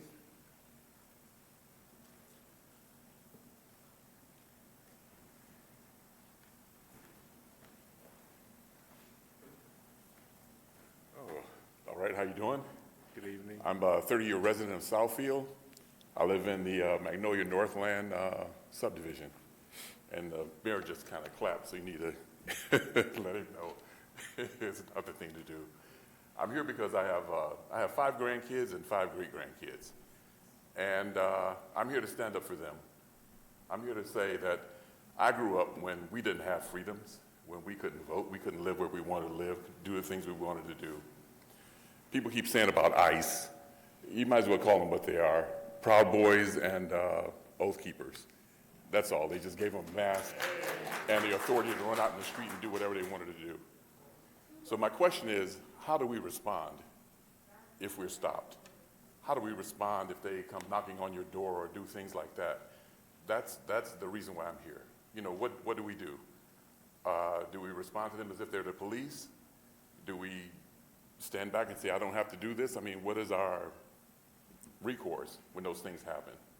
And I'm here, you know, people are saying, do you know, make good trouble? I've been doing that since 63. So I will continue to do that.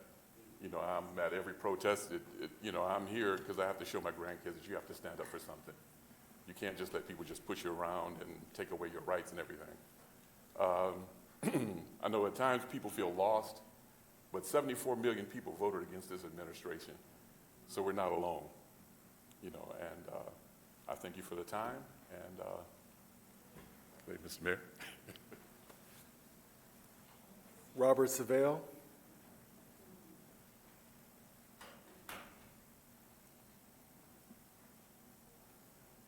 Janice Vaughn.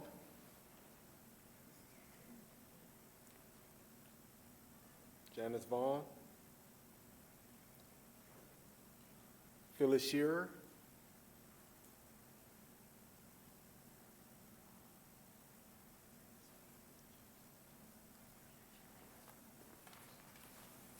Friends and neighbors, let's continue to speak frankly about what is happening.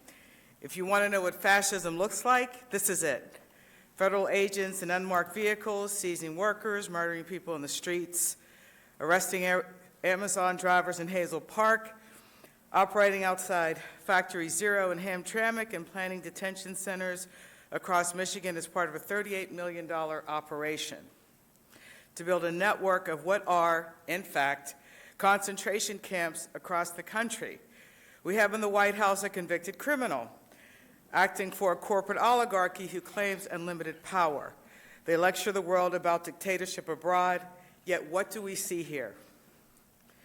250 years ago, this country was founded on the Declaration of Independence, a document that accused the king of trampling on rights.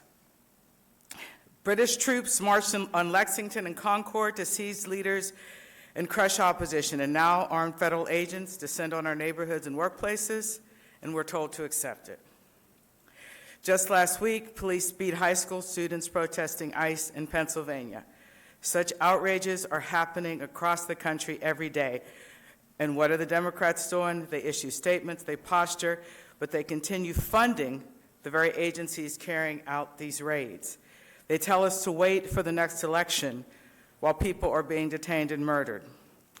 Take the case of Alcides Sequeiros, a 23-year-old Cass Tech graduate and former Wayne State student picked up in early January. He has spent weeks in ICE custody despite no criminal record and a federal court ruling his detention unlawful. Stopped for driving while brown, mocked by an agent, Alcides is DACA eligible, yet he remains imprisoned. His story is not the exception. It is the rule. If this is to be stopped, it will be stopped by the mobilization of the working class. And many have already said this, but it bears repeating. Metro Detroit, the historic heart of American labor, must take the lead. Auto workers, logistics workers, educators, which I am one, healthcare workers, you have the power to shut down this machinery of repression. Excuse me. Students, retirees, parents, community members, organize in your schools and neighborhoods, expose ICE activity. Many have said this, build networks that respond collectively. If they build detention centers and rent ICE logistical centers here in Michigan, then Michigan must also become a center of organized opposition, preparing, if necessary, for a general strike. This is how this rampage must be stopped. Thank you for your time. Thank you. Jean Bartlett? No, Bartwitt? Bartlett, thank you. Followed by Linda Bradfield. My name is Jean Bartlett. I've been a resident of Southfield for over 40 years. I noticed that the resolution that the City Council has put forward does not even really mention the office facilities. But I recently read a news article from Vermont, which was talking about the White Cap Office Park in Vermont, which houses ICE offices. Recently, there was a protest there by people of my age, some of whom sat down and got dragged away by the local police for blocking access. It is the National ICE Criminal Analysis and Targeting Center. So what is this ICE office here going to do? According to this article, one of the protesters said she's taking this action to bring attention to their state's role in this horrific institution. White-collar workers sheltered from the brutality that is taking place in our country are providing ICE with information to aid in their raids. The facility, which is used to monitor civilian social media activity and identify targets for ICE detention and deportation. Another resident said, this facility is staffing up to spy on people via social media, to flag negative sentiment toward ICE, and build dossiers on anyone who opposes fascism. They are compiling personal details, family links, and using facial recognition. To what end? To stifle dissent, to trample our right to free speech. And I think many of my neighbors here have expressed the opposition to these activities, and I endorse that. So that's what's coming to our neighborhood. And I think I would call on my neighbors, and I'm really glad to hear that there is already a Southfield Neighborhood Action Committee. I'm not sure what it's called exactly, I can't remember. But one other thing I want to raise here is that the resolution says we cannot ignore federal law. We have a president that ignores federal law every day and says that the only law that's allowed is his morality, and we're supposed to trust that? I mean, we've seen what his morality is all about. It's the murders that other neighbors here have talked about. It's the attack on Iran. It's the blockade of Cuba. It's the taking over Greenland. It's, you know, this is U.S. imperialism coming home, and Southfield should have nothing to do with this, and I will join my neighbors in resisting. Thank you. Linda Bradfield.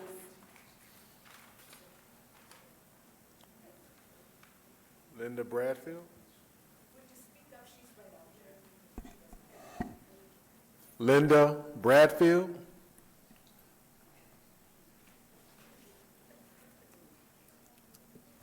KG Redmond.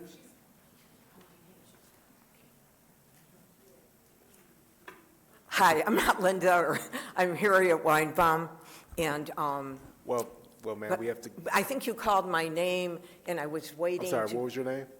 go up. Pardon me, sir? What's your name, ma'am? Harriet Weinbaum, Please speak. is that okay? Yes, ma'am. Okay. My husband and I have lived in Southfield for 37 years, and we came to live here primarily because, well, actually not it was primarily, because of the sense of community here and the diversity. And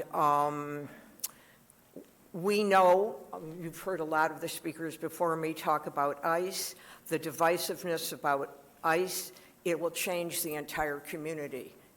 I just want to make a couple remarks, and one of them is that this is from the Deportation Data Project, that from January 2017 to June 2025, 71.7% of the detainees, people who were detained by ICE, lacked criminal records. What I want to say is that Redico, their statement online, actually, I know who started Redico. I know that family. And I know that they say that we are here for the benefit of the trust of our investors and of the community. And they donate to many, many different charities, such as the American Heart Association. The problem is that if all of us don't take a stand, then we are complicit in something that is becoming a horror story in this country. And it doesn't make any difference if you're Democrat or Republican or independent or you don't vote. You have to stand up. And Sir, Chairman or President Chairman Hicks, you said, well, you know, what can we do? You know, you're not in agreement with a lot of what ICE says. What we can do is you can do what Kansas City's done. You can do what Oklahoma City's done. You can do what Maryland did today, which is to sue ICE. You can get adequate legal counsel. Maybe you need to bring in some other attorneys. You can use land use permits. You can use zoning permits. You can stall them. There's many things that you can do, because what's going to happen, and it's already started to happen, is that when ICE moves in, if they do move in to the Redico building, what is that, One Town Square, you're going to see protests and protests. You're going to people have already addressed this. Your public safety department is going to have to be up. Businesses are going to suffer. People are going to live in fear. We came here, all of us came here, who live in Southfield because we want to be in a diverse, safe community. So there is no excuse for us, for any of you, to not take a stand. And there are things to do. There's always things to do legally. Thank you, ma'am. You're welcome. Thank you. Thanks, Gwen. Linda Bradfield.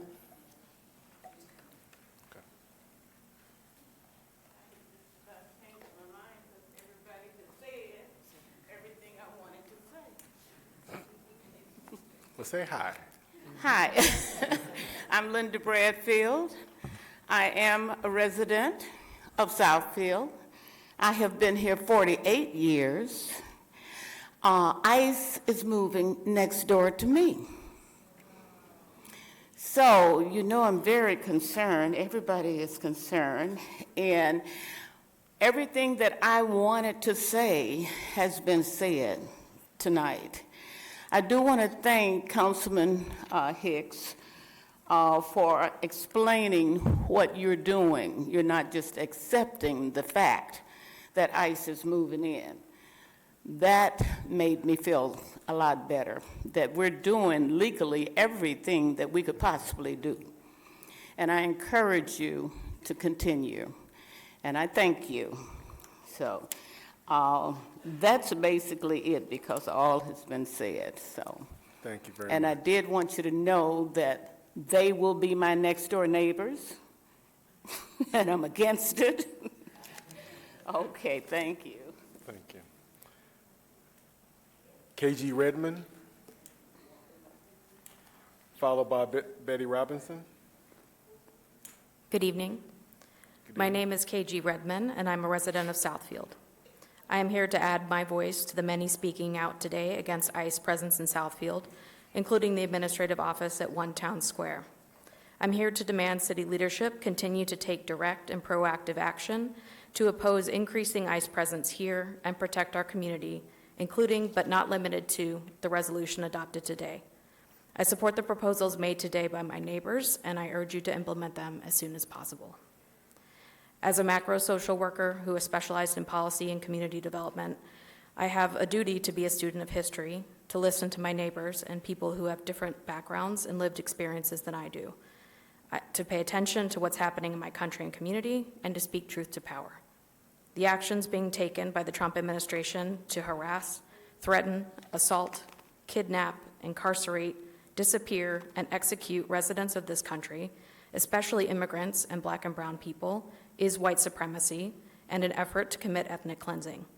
We cannot pretend that the steps being taken by the Trump administration and by powerful people around the country are anything short of an attempt to establish an authoritarian state for white people and white people alone by any means necessary. As a white person, I am disgusted, horrified, and outraged. This must stop, and the city of Southfield cannot support these efforts, nor can it be neutral or do the bare minimum. As others have said, authoritarianism and ethnic cleansing committed by a state cannot happen without bureaucracy. We must therefore resist administrative side of ICE activities while we resist their detention centers and ongoing violence. The Trump administration and ICE are attempting to gaslight us into believing they're doing nothing wrong, but we know better. You know better. Continue to take action in any way you are able.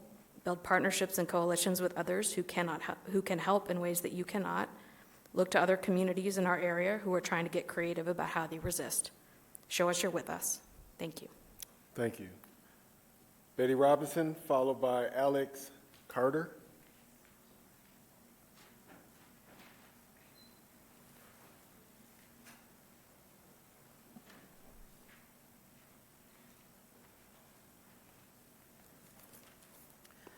Good evening, everyone.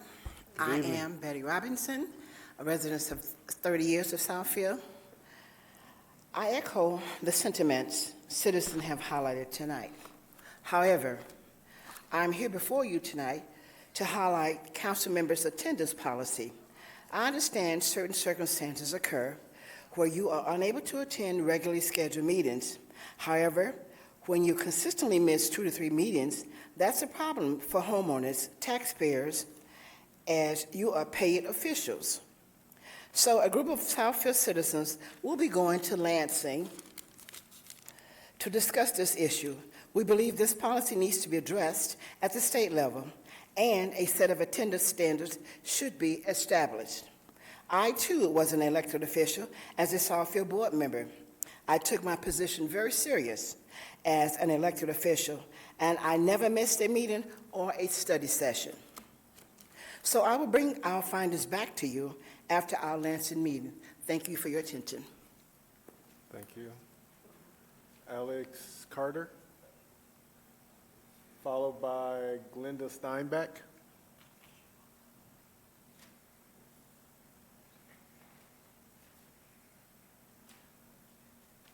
Hello. I am entirely sure you're aware why I'm here, in case you haven't gotten the vibes of this evening. My name is Alex Carter. I have been a resident of Southfield for 8 years now, and I am also a member of the Southfield Neighbors Action Committee. I want to start off by thanking the council for their tireless work supporting our community, as well as the many residents that are here today to show their support. I am very encouraged by your opening statement, and I appreciate your commitment to Southfield resident safety. I do still want to reiterate my original thoughts on the topic of ICE. I am here because my great-grandparents fled the Armenian genocide. Someone spoke up for me and fought for them, and I am here to return the favor. My husband and I moved here from Detroit, and it has been one of the most welcoming communities we have ever been a part of. Our neighbors watch out for us as much as we watch out for them. We shovel each other's sidewalks, we mow each other's grass, and when someone has a car problem or needs a hand, we all know we are just a knock on the door away. With this kind of community we have built, what are we saying about our values that we are allowing ICE, an unlawful, violent, unregulated group of people, to move into our city? I do recognize that the Redico lease at One Town Square is private property and that Southfield City Council doesn't have the authority to remove them from the building. But I am asking you to make it clear to Redico, to ICE, to state representatives that this is not welcome in our city. We should be banning ICE preemptively from all city property and polling places, making it clear that there will be no civil immigration enforcement activities without a valid judicial warrant. In an effort to further voice our city's vehement resistance of ICE activity, I also ask that our representatives support Senate Bills 508, 509, and 510. I am also asking City Council to reach out to Redico to make it clear that you encourage them to terminate the lease with ICE. Many tenants have already spoken and are either not in favor of spending a majority of their days surrounded by ICE, or were completely unaware of this lease being signed by ICE. ICE has already signed the 5-year lease that specifically states no law enforcement activities can take place in that building. And while I recognize that it is intended to be an administrative office for ICE, weapons are not the only way to inflict violence on people of this community. Right now, as we are speaking, there is another city council meeting in Romulus on the same topic, where those that are speaking out against this fascist regime are being met with violence and racism. I would like assurances that city council will continue to support residents in their freedom of speech, which includes peaceful protests that have already been planned, along with those that are still in the works. We already have significant ICE activity ramping up in Pontiac and other cities. It would be irresponsible to ignore the opening ICE now has here at this lease and to assume it won't invite them in to cause harm to our community. Southfield's motto is the center of it all, and that can either mean we are one of the first to open our doors to this hateful regime, or we are one of the first to close it so we can keep our city peaceful. This strongly depends on the support of City Council. Thank you for your time. Thank you. Glenda Steinbeck, followed by Sova Lindo.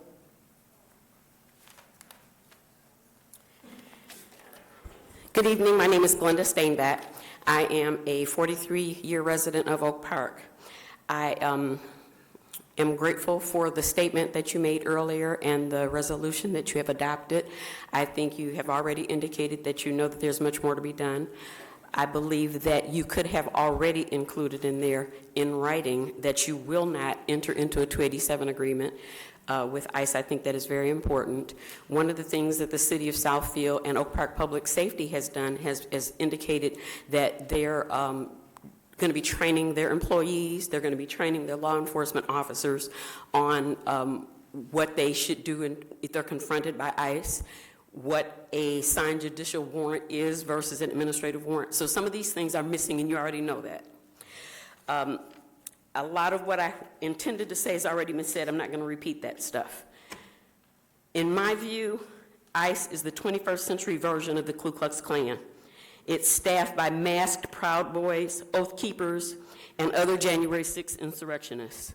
I don't want them to be my neighbors. I come to Southfield to worship. I come to Southfield to work at my church.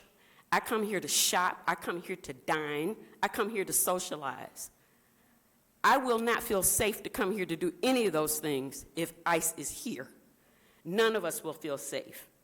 What we will have to look forward to are daily protests and daily vigils, and I implore you to consider the impact this will have on Southfield's economy. Thank you. Thank you. So Valindo, followed by Lori Lisi. Good evening. My name is Dr. Sarah Lindo. I'm a 5-year resident of Southfield. I moved here about 5 years ago with my spouse, and one of the reasons we chose Southfield was, as a lot of people here have said, there's a strong sense of community, there's a lot of different people, it's very diverse, and that's why we're here.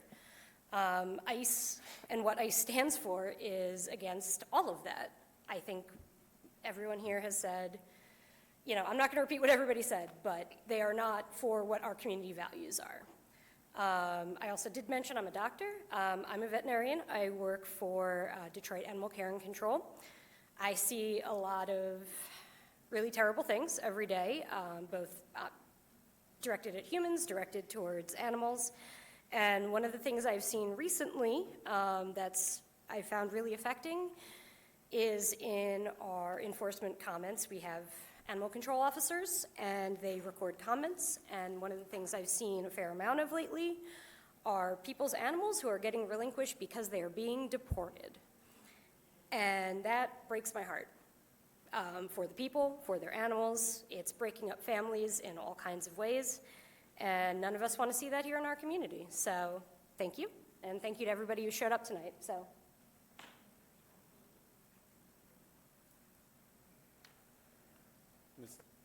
Ms. Laura, followed by Keisha Moore. Hi, my name is Lori Lisi. I am from Huntington Woods, and I want to thank you for allowing non-residents to speak tonight. With ICE, what happens in Southfield will not stay in Southfield. It will affect all of the neighboring communities in all of Oakland County and Detroit, and who knows how far. Unusual times call for us all to stand up. I have seen more and more citizens who have never protested before making signs and standing out on street corners in the cold. I have seen residents who hate public speaking making public comments with shaking voices for the first time. I'm sure you didn't run for public office expecting to have to protect residents from a rogue federal agency. But we all need to rise up to meet the interesting times we live in.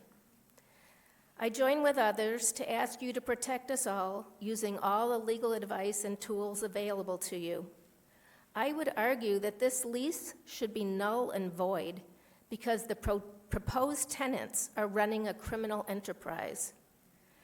Thank you for your resolution and for acknowledging that you are considering additional policies respecting city interactions with ICE. I also appreciate that you are working together with other governmental units on this issue. City staff and local law enforcement need clear guidance for what they should do when they come into contact with ICE, and clear guidance for when they don't need to call ICE when we're talking about law enforcement. Finally, I want to speak about the young man who spoke so passionately at the beginning.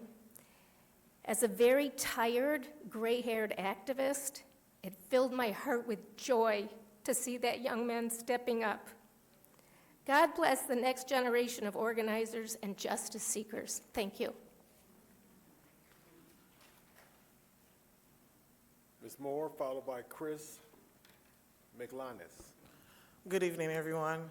I came here with a different agenda, but after hearing everything tonight, I need to hone in, and I want to say a few things that haven't been said.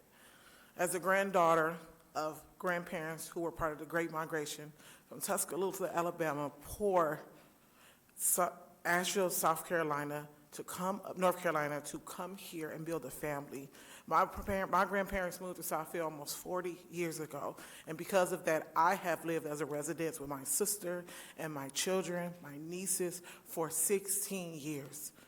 To see on the news and social media about ICE being here, it's disgusting. And as the resolution that you gave today, which I absolutely appreciate that, right? Not only as a resident, but a taxpayer. Someone, as the previous lady said, live here, enjoy here. Summer is coming. We will be voting in August. I am here on behalf of the children who go to school, the elderly who cannot leave. It's going to start to feel like a sundown town. It's going to be reminiscent of what my grandmother said, you should carry your ID every day. What it takes to get a state ID, a real ID, is all the things that they want for us to vote. We've already done that. The things it takes to be registered voter, we already done those things. So as my grandfather may be rolling in his grave, much like these people's ancestor, I ask, why Southfield? Why do they want to be here? Southfield is in a great state of Michigan where that president that was elected sent a charge in 2020 and continued to say on the news, that woman in Michigan. That same woman in Michigan, they went to the Capitol and raised hell because they decided to say that this was a black person disease, COVID-19. What is different than them sending a charge here? Why Southfield? You don't have to do administrative work here. It's 2026. We have the internet. We don't need to do administrative work in Southfield because this is a diverse city. And there was one elementary school my children attend, Vandenberg Elementary, which was a multicultural elementary school, which means this city is multicultural. There is one high school here, which is predominantly black. I fear for the children that have to go out this summer. I fear for the elderly that go out every day and do what they need to do. The traffic, the freeway is already closed. My grandparents told me about the time they remember when they built that I-696. And to be here today is deplorable. So I look forward to the plan that you guys have. And the next meeting, I will be here regularly to attend and speak my voice. The things that I want to talk about today are not important, but this right here and us coming together is the most important. And I thank you all.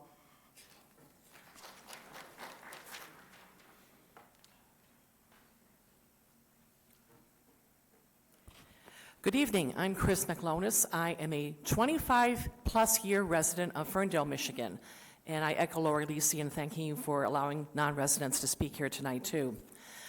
One thing that nobody has touched upon yet, I think Redico is very short-sighted in thinking that ICE people are going to be good tenants in that administrative building.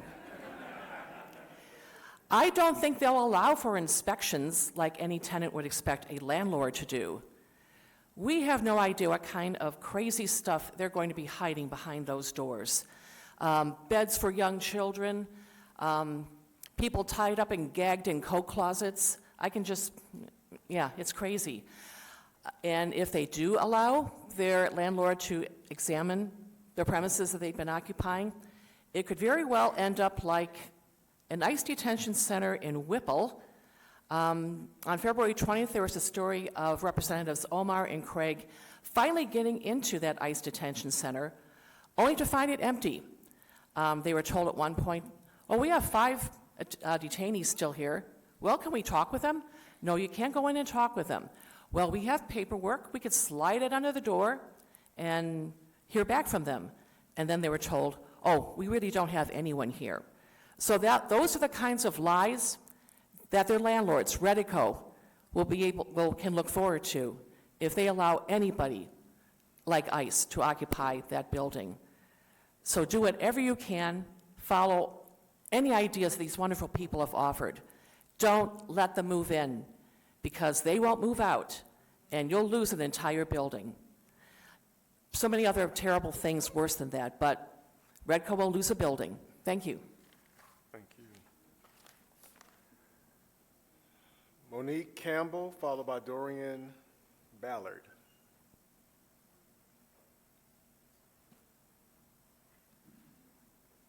Hi, I'm Monique Campbell. I'm a Southfield resident. I have been out of town, and I just got back, and I was like, oh my gosh, we got ice coming to Southfield, right? I thought we were fine, but, oh well. So I found out that 50 states, what ICE did, they are going into 50 states in its metropolitan areas, right? So there's a plan, and they're doing it quick, so they catch us off guard, right? My question is this, though. All my questions have been answered, and what I was wondering, is there going to be some type of, because I appreciate you, Councilperson Hicks, saying that. I wish you would have said it up front so we knew what was going on, right? But I'm glad you said it. So is there going to be any type of, maybe a citizen with the city council where we can kind of work together maybe? Maybe like a volunteer working group? Because you have a whole bunch of, what is the word? A whole bunch of talent who wants So to. ma'am, please address us. Oh, a whole bunch of talent who wants to help. So maybe we could think about something like that. Another thing, this is not, if we keep it in a silo, since it's happening in 50 cities all over the United States, they're probably doing the same thing we're doing, but we could come together with ideas. That's my only suggestion. But yeah, I like it here in Southfield. All right. So something to think about, maybe? Okay. Thanks, ma'am. Oh, one more thing. In Minneapolis, they were going after off-duty police officers. And I just want to make sure that our police officers are safe. So would that be something that we would go back to, like, the county with, that I have to talk to them about? Because once ICE starts coming, they will mess with us, you know. Okay, so another thing to put with the committee. Thank you. Ms. Moore, I forgot to thank you. Ms. Moore, I forgot to thank you as well. Good people come from Tuscaloosa. My grandfather, John Young, Coleman Young, we might be cousins. We'll talk. Yes, ma'am. All right. Good evening, council members. My name is Dorian Ballard. I moved to Southfield when I was 15, left when I went to college. When my family was looking for somewhere to live and I was in a position to purchase a home, I purchased a home in Southfield where my family currently resides. I am an elected member of the Detroit City Government. I was elected to the District 5 Community Advisory Council in January. We are dealing with the same issues. I really want to express the concern about the opening of an ICE administrative office in Southfield and the broader implications it has for trust, safety, and community state stability across Southeast Michigan and the region. ICE creates fear, hesitation in accessing health care, reporting crime, sending kids to school, engaging with local government. Whether that's intended or not, the ripple effects are well documented. What frustrates me about this body is the lack of proactive community engagement that has occurred around this issue. Communities deserve to be informed, prepared, and protected, and we know that there are other models that center safety and stability without eroding community trust. Across the country, cities are invested in community-based legal navigation, programs that help residents understand their rights, municipal IDs that allow residents to safely access services. Stronger partnerships between local government and trusted community organizations is necessary if we're going to band together and not allow ICE to terrorize our family, our friends, and our neighbors. These approaches don't ignore federal realities. They prioritize local stability and economic participation and public health. So my ask tonight is that I ask this body to take a proactive stance in assessing the local impact, a proactive stance in engaging community stakeholders, and strengthen policies that protect residents' ability to safely access essential services in the region. I believe the goal between residents and council is the same, that we all want our communities to be safe, informed, and able to participate in life. Thank you. Thank you. Irvin Hopkins, followed by Marcia Young. Might be another cousin. Good evening. My name is Irving Hopkins. I'm 22, about the same age as ICE, actually. I mostly want to focus on ICE's conduct, as many other community members already have. We've all seen the chaos that has come out of Minneapolis. Renee Good was shot 3 times point blank by a federal agent who went against his own training, which states to avoid standing in front of a vehicle. We all saw what happened to Alex Preddy. He was shot 10 times by ICE agents after trying to help another community member who was being harassed. ICE has tear gas babies. They have harassed school children. They have detained migrants in cramped, dirty, and unsafe conditions. Some have compared to concentration camps while stealing billions of dollars from taxpayers. Just like American citizens, migrants deserve to be treated humanely with dignity and respect, whether they are illegal or not. ICE has no accountability, no oversight, no training, and have been given immunity from prosecution by the Trump administration. I don't believe ICE should be reformed because no body camera or warrant will stop them from behaving the way they do. I believe ICE should be abolished. And I believe all of the agents who have participated in illegal acts should be prosecuted. Please do right by our community and keep ICE out of Southfield. Thank you for your time. Thank you. Marcia Young, followed by Kathy Ferguson.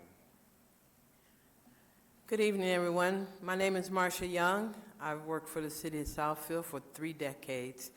I've been a resident for over 45 years. All my neighbors, I called them, I felt like Paul Revere, ICE is coming, ICE is coming.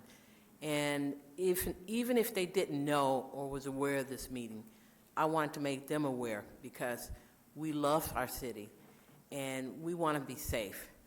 As far as ICE coming, we don't want it. We all oppose it. And I don't have to speak, to give you a list of stuff. It's been said. But I just want to make sure that every one of you know, if you were sitting out here, you'd be feeling like we are. And so if you have a conscience, you'll do whatever you can to the best to do what you know you need to do and oppose all this stuff. That's it. Thank you. Thank you. Kathy Ferguson, followed by Vince Gatton. Kathy Ferguson. Vince Gatton.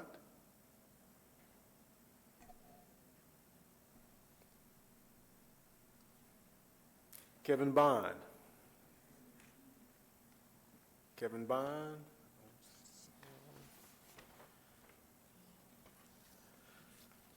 Well, I think we may have made it through our list. First, I'm sorry.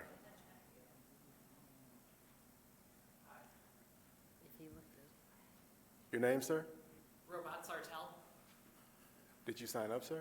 Yes, at the front door. Please speak. Okay. My name is Robot Sartell. I live in Oak Park, just on the other side of Greenfield. Thanks for letting me speak as a non-resident. Just like air pollution doesn't stop at a property boundary for a power plant, the negative effects of having ICE in Southfield doesn't stop at the city limit either.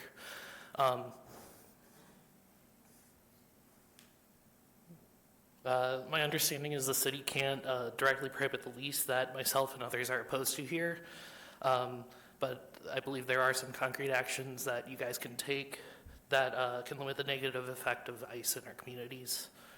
The first is banning ICE from city property and polling places. Everyone should be able to access city resources to comply with legal requirements of the judicial system, and if eligible, vote without fear of harassment, detention, or death at the hands of ICE. The second is to actively oppose a 287G agreement between the Southfield Police and ICE. Police already wear a lot of hats. They don't need to have the additional one of immigration enforcement. And the third is, I know it sounds kind of weak, but a strongly worded letter to Redico stating your all and the city's opposition to ICE being in our presence. I do call upon you to use your creativity. It seems insurmountable, but we have to do our darndest. Thanks for your time. Thank you. And thank everybody who came to speak on this evening.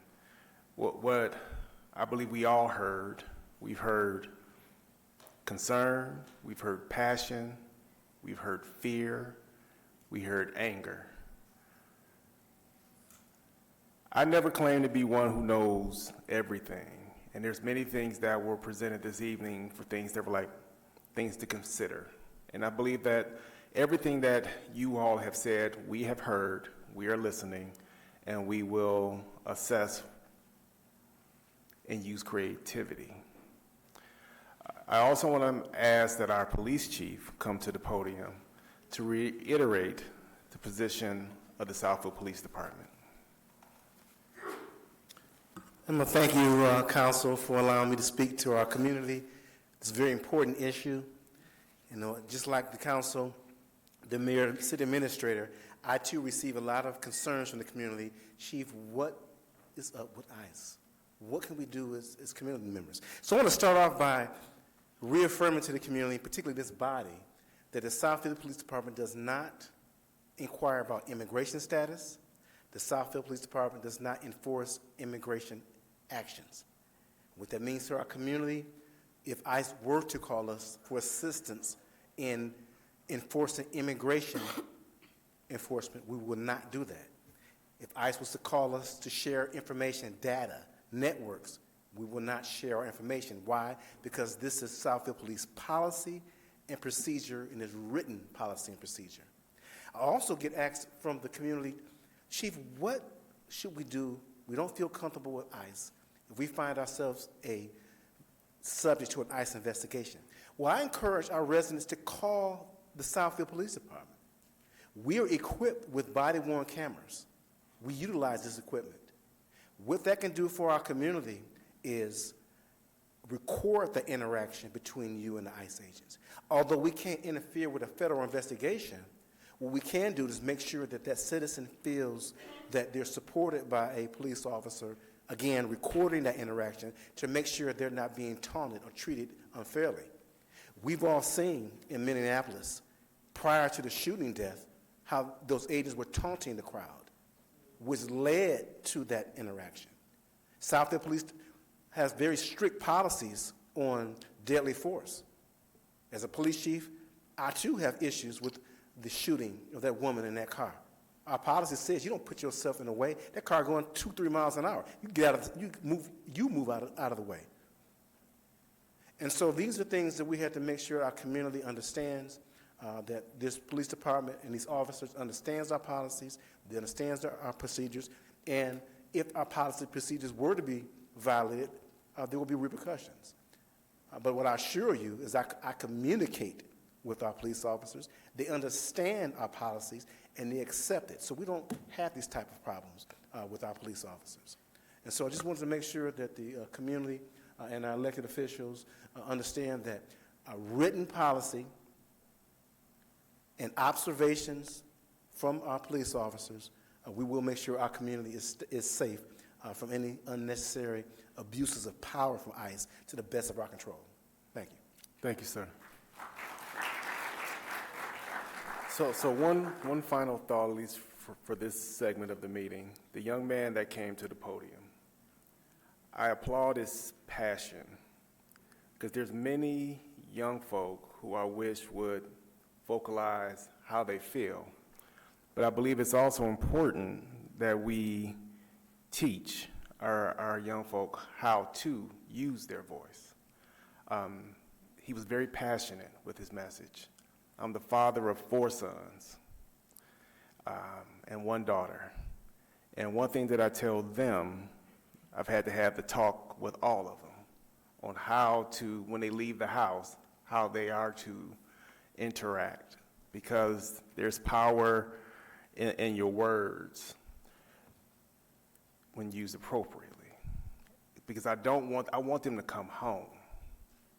And so when they address people, it's yes, sir, it's no, ma'am, because that's the way I was raised. And I want to make sure that I give them the tools that they need to be successful. I see them having a positive future. And I wouldn't want people to think, I would never use our resources to harm him or anybody. So if he gets this message, you spoke to him? Okay.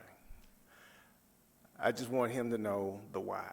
And to me, that's the most important thing sometimes. Many of you ask the question, well, why Southfield? Well, I got that same question. So now it's time to figure out the answers so we can move together and move forward. Nelson Mandela says it best, and I use this quote quite frequently. I never lose, I either win or I learn. Every time I sit in this seat, I learn something new. Again, I don't have all the answers. We don't have all the answers. We try to figure it out and try to do the best thing based on data and facts. So again, I thank you all on this evening for coming out. There's many other things that you can do on a Monday evening, but you chose to make your voices heard, so I applaud you. We will be taking a 15-minute recess so that we can then continue on with our meeting. Thank you again.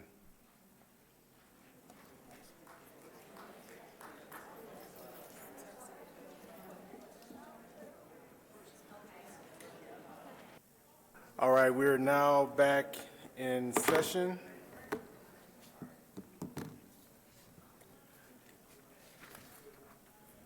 We have an appointment.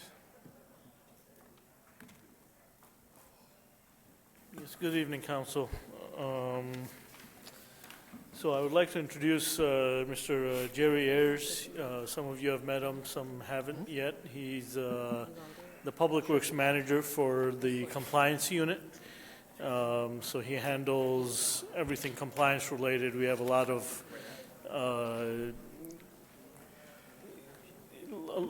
of compliance requirements from EGLE and EPA. So he's in charge of making sure that we are in line. But he also enforces our ordinances. So we're here today to appoint him as a city constable so he can enforce the ordinances that are related to our water and sewer system, our roads, and other DPW-related functions. So I'm asking you to approve the resolution that appoints Jerry Ayers as a city constable, and it lists the chapters of the ordinance which are applicable to him. Mr. Chair? Sir? I'd like to move the appointment of Jerry Ayers as a city constable. Support. It's been properly moved by Councilman Mandelbaum, supported by Council President Pro Tem Hogue. Any questions? Hearing none, all in favor? Aye. Any opposed? Motion carried. Mr. Clerk?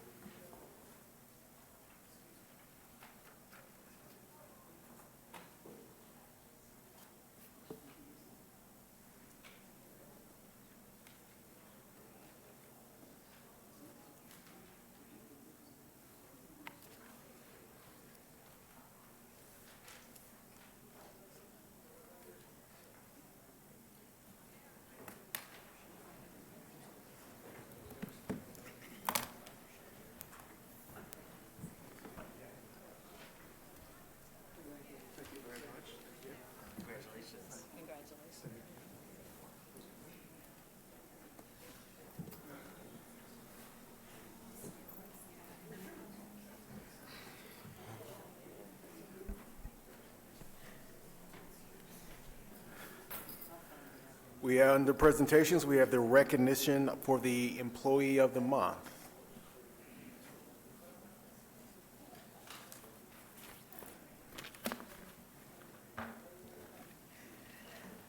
Good evening, Good evening. Mayor and honorable council members. It's my pleasure to present the Employee of the Month recognition for Sarah Malawi. Sarah demonstrates exceptional dedication and professionalism in her role supporting business development and economic growth within the city of Southfield.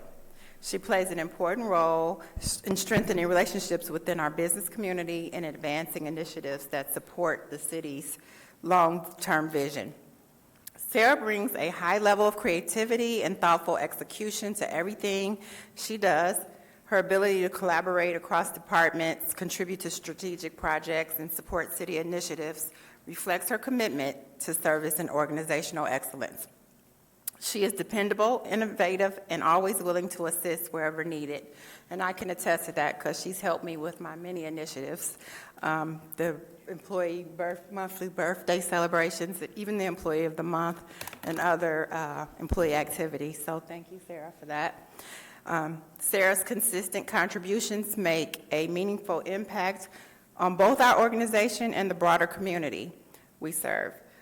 So Mayor and Council, please join me in congratulating Sarah Malawi on being named the City of Southfield Employee of the Month for February 2026. Thank you, Sarah. And this is presented to you. On behalf of the city, Shelly wants to take a picture. Thank you so much. It's been really fun working with Sarah. You'll see some of her creativity around if you haven't noticed it already. We'll have you go up and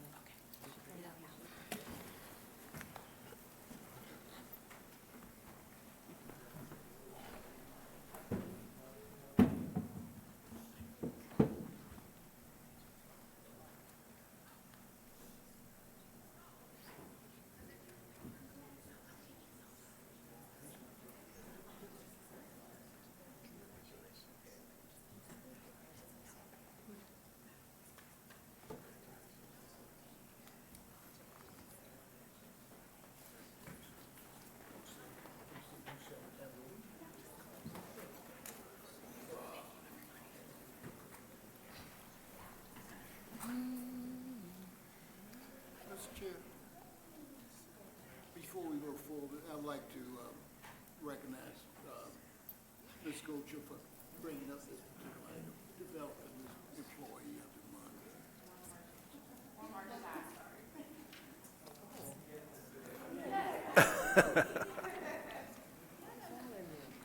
Come on down,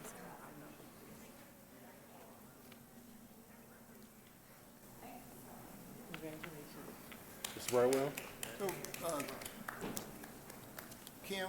Yes. As I mentioned to you earlier today, I would like to recognize you and all your department for bringing up this idea of an Employee of the Month. I mentioned it, and it's a good idea, a good morale booster.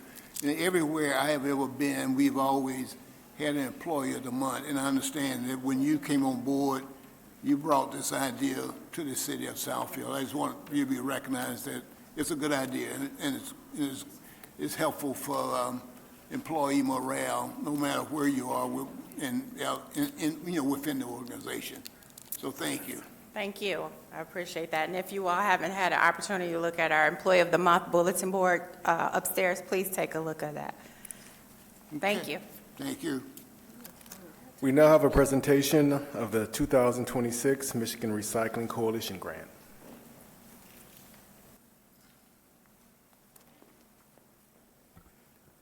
Good evening, Council. Suzanne Youssef, Sustainability Planning Department.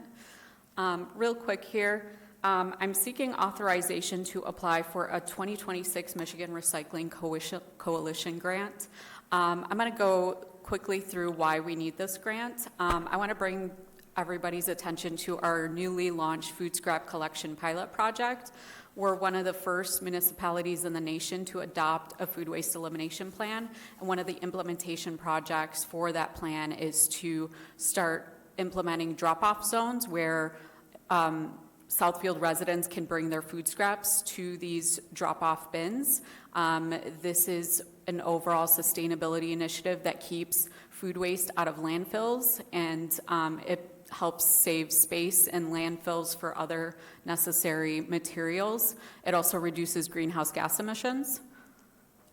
So for anybody that doesn't know, this food scrap collection pilot project was launched about 2 weeks ago. We have 10 total bins in 7 locations. So in the city of Southfield, there are 4 locations, and some private locations that are publicly accessed are also available. So if residents have not signed up yet and are still interested, we definitely have more capacity for residents to do so. They can scan the QR code available on the slide, or the link to the website is www.southfieldcounts.org. Resident sign-up information is available on this website. 515 people have signed up so far. 288 resident starter kits have been passed out, as you can see in the photograph. The starter kit includes a countertop caddy, which is where residents can collect their food scraps with a liner, a biodegradable liner, and they can deposit their food scraps into the bins that I showed in the previous slide. There are 6 more events now through March 7th where residents can pick up their resident starter kit, and our main contact is Sarah Covada of the nonprofit Make Food Not Waste. Her email is listed on the slide, so for any residents still interested, I encourage you to reach out to either myself or Sarah Covada to get your starter kit. So in relation to this project, we would like to apply for the Michigan Recycling Coalition grant. It is in the amount of $7,500, and I want to emphasize that no match is required. The deadline for the application is March 9th, and we have to have the project complete by July. And by project, I mean it's just for public education. So what we want to do is educate the public about organics recycling, food scrap collection. We're hearing a lot of residents surprised by this pilot project. They don't know anything about this, even though it's been in the local news. We've done cable 15 segments. So I think having flyers go out in their utility bills or things that they get on a regular basis will really help. So we're still brainstorming what kind of public education we want to use the grant for. The nonprofit that I work with will be heavily involved in that project. But I think through this grant, we will definitely educate people on sustainability, food scrap collection, and why this is important. Thank you for your time. Mr. President. Thank you. Yes, ma'am. I move that we approve and authorize the city to apply for the 2026 Michigan Recycling Coalition grant in the amount of $7,500 dedicated to public education. Support. It's been properly moved by Council President Pro Tem Hogue and supported by Councilwoman Haynes. Are there any questions? I do have a question. Yes, ma'am. Did you say it's all for literature purposes, the grant will be used for? That's correct. It could be electronic, it could be handheld, tangible literature. So we're trying to figure out numerous ways we can reach a variety of people. Okay, thank you. Any other questions? Hearing none, all in favor? Aye. All in favor? Aye. Any opposed? Motion carries. Thank you. Thank you very much. Thank you, through the chair. I just want to point out that this was an item on the consent agenda, but since Right. you already That's what we moved that, just said. I just wanted to let you know that's, we appreciate that. Thank you, sir. We have 2 sets of minutes, one from regular meeting January 12th amended, and one from February 9th, 2026. Chair. Mr. President. Yes, ma'am. I move that we approve regular minutes for January 12th, 2026 as amended, as well as regular meeting minutes for February 9th, 2026. Support. It's been properly moved by Council President Pro Tem Hogue, supported by Councilman Mandelbaum. Are there any questions or corrections? Hearing none, all in favor? Aye. Any opposed? Motion carried. Thank you, Mr. Clerk, for keeping these timely. Consent agenda. These items are considered routine, non-controversial, or have previously been discussed. All right, are there any items that council would like to pull for additional questions? Mr. Chair, Sir? item C. Okay. Any others from anyone? So if a representative from the Southfield Police can come to the podium to address the questions from Councilman Brightwell. And thank you again to our honorable council. With me is Director Matthew Ramos from the Communications Division, and he will update council on this item. Good evening. I'm here tonight for the request to fund the transition to the Carbine Apex call handling system. In 2016, the city entered a public safety answering point agreement with Oakland County that allows us to participate in a countywide emergency services IP network, or an EZINet, which allows parties to the agreement to purchase call processing equipment systems collectively, which would be cost prohibitive and impractical to maintain if purchased by a single party.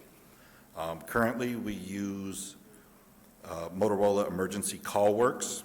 We have a contract with them until January 31st of 2027, at which time the county will be transitioning to a new call handling system, Carbine Apex. Carbine Apex is going to provide the technological advances necessary for the county EZINet to continue to provide the best service possible to our residents. Carbine Apex is cloud-based, which offers enhanced security and cost efficiency, faster recovery in the event of a failure. All calls will utilize AI to transcribe and, if necessary, translate into 37 different languages. It will provide live video sharing for 911 calls, and dispatchers will have the ability to send a link to first responders to provide access to that live video call and location information if necessary. Councilman Brightwell, did you have questions on this? No, this is, and I spoke to the chief earlier, this is one of those basic things, and I'm glad you guys are doing this, and obviously it's modernizing, but I see that you saving us 75% off the cost of the equipment, and you recognize that you pulled it forward since March 26, and that's one of the things I've been pushing since I've been on council. It is one of the basic accounting rules is that if you buy something early, you will get a discount. And clearly, by you guys buying this early, you get a 75% discount. I just want to praise you and praise the apartment for seeing that and giving the city something with a 75% discount. Absolutely. Yeah, we do Okay, try, as a collective, we do try to make sure that. Pretty much, our cause is just to, pretty much just to recognize you guys for being efficient and being, looking out for the city. Absolutely. We try to do our best. Thank you. Thank you. All right. Councilman, any additional questions on that item? We also had questions on item A, authorization to purchase photokite drone and pole camera from Firebird Specialty Vehicles. Thank you again. We did bring some slides so that you could have a visual of what the drone looks like. And just for the council members who were not here, and certainly other elected officials who were not here with the last fiscal budget approvals, we already have been approved to purchase the command post. But now it's time to pick the command post up, and we realize it's not at full strength of technology, and that's why we're requesting this pole and this drone. With me, I have the project managers, both Lieutenant Matthew Taylor and Sergeant Michael Moores. And I'm going to turn over to Michael Moores. He is our project manager expert as relates to drone technology. Sergeant? Good evening. Good evening. The equipment that we're seeking is a photokite tethered drone and a mast pole cam for installation on our mobile command center, which we are scheduled to pick up in the next few months. These are going to bring a capability to our mobile command center that'll give us real-time awareness and enhanced decision-making for critical incidents when the mobile command center is deployed. The tethered drone is a drone that is physically attached to the mobile command center. It gets deployed from the top of that vehicle and then extends up into the air 160 feet. It then has cameras on board that allows us to collect information and monitor the situation that the command post has been deployed for, basically. It gives real-time awareness to the decision makers and the unified command structure that are going to be utilizing that vehicle in a critical incident. The PolCam is a similar piece of technology. It's a mast that gets installed on the back. It goes up 25 feet up in the air to 30 feet, depending on the height of the vehicle, and it also has cameras on it. These cameras are designed to give scene security and give awareness to what's going on directly outside of the command post itself. Think of it as just a surveillance camera that can keep an eye on what's going on directly around the mobile command center. This is a photograph that you're looking at now of that photokite tethered drone deployed from a vehicle. Obviously, it would be our mobile command center, not a patrol car, as you're seeing in that picture, but that's the technology. It's physically anchored, and it supplies power and video through the cable that's attached to the drone. What you're seeing here is some of the capabilities of that drone. So, for example, it gives us real-time awareness of the situation as it's unfolding, both in standard vision that you're seeing on the top left of your screen, and then thermal that you're seeing on the bottom right of your screen.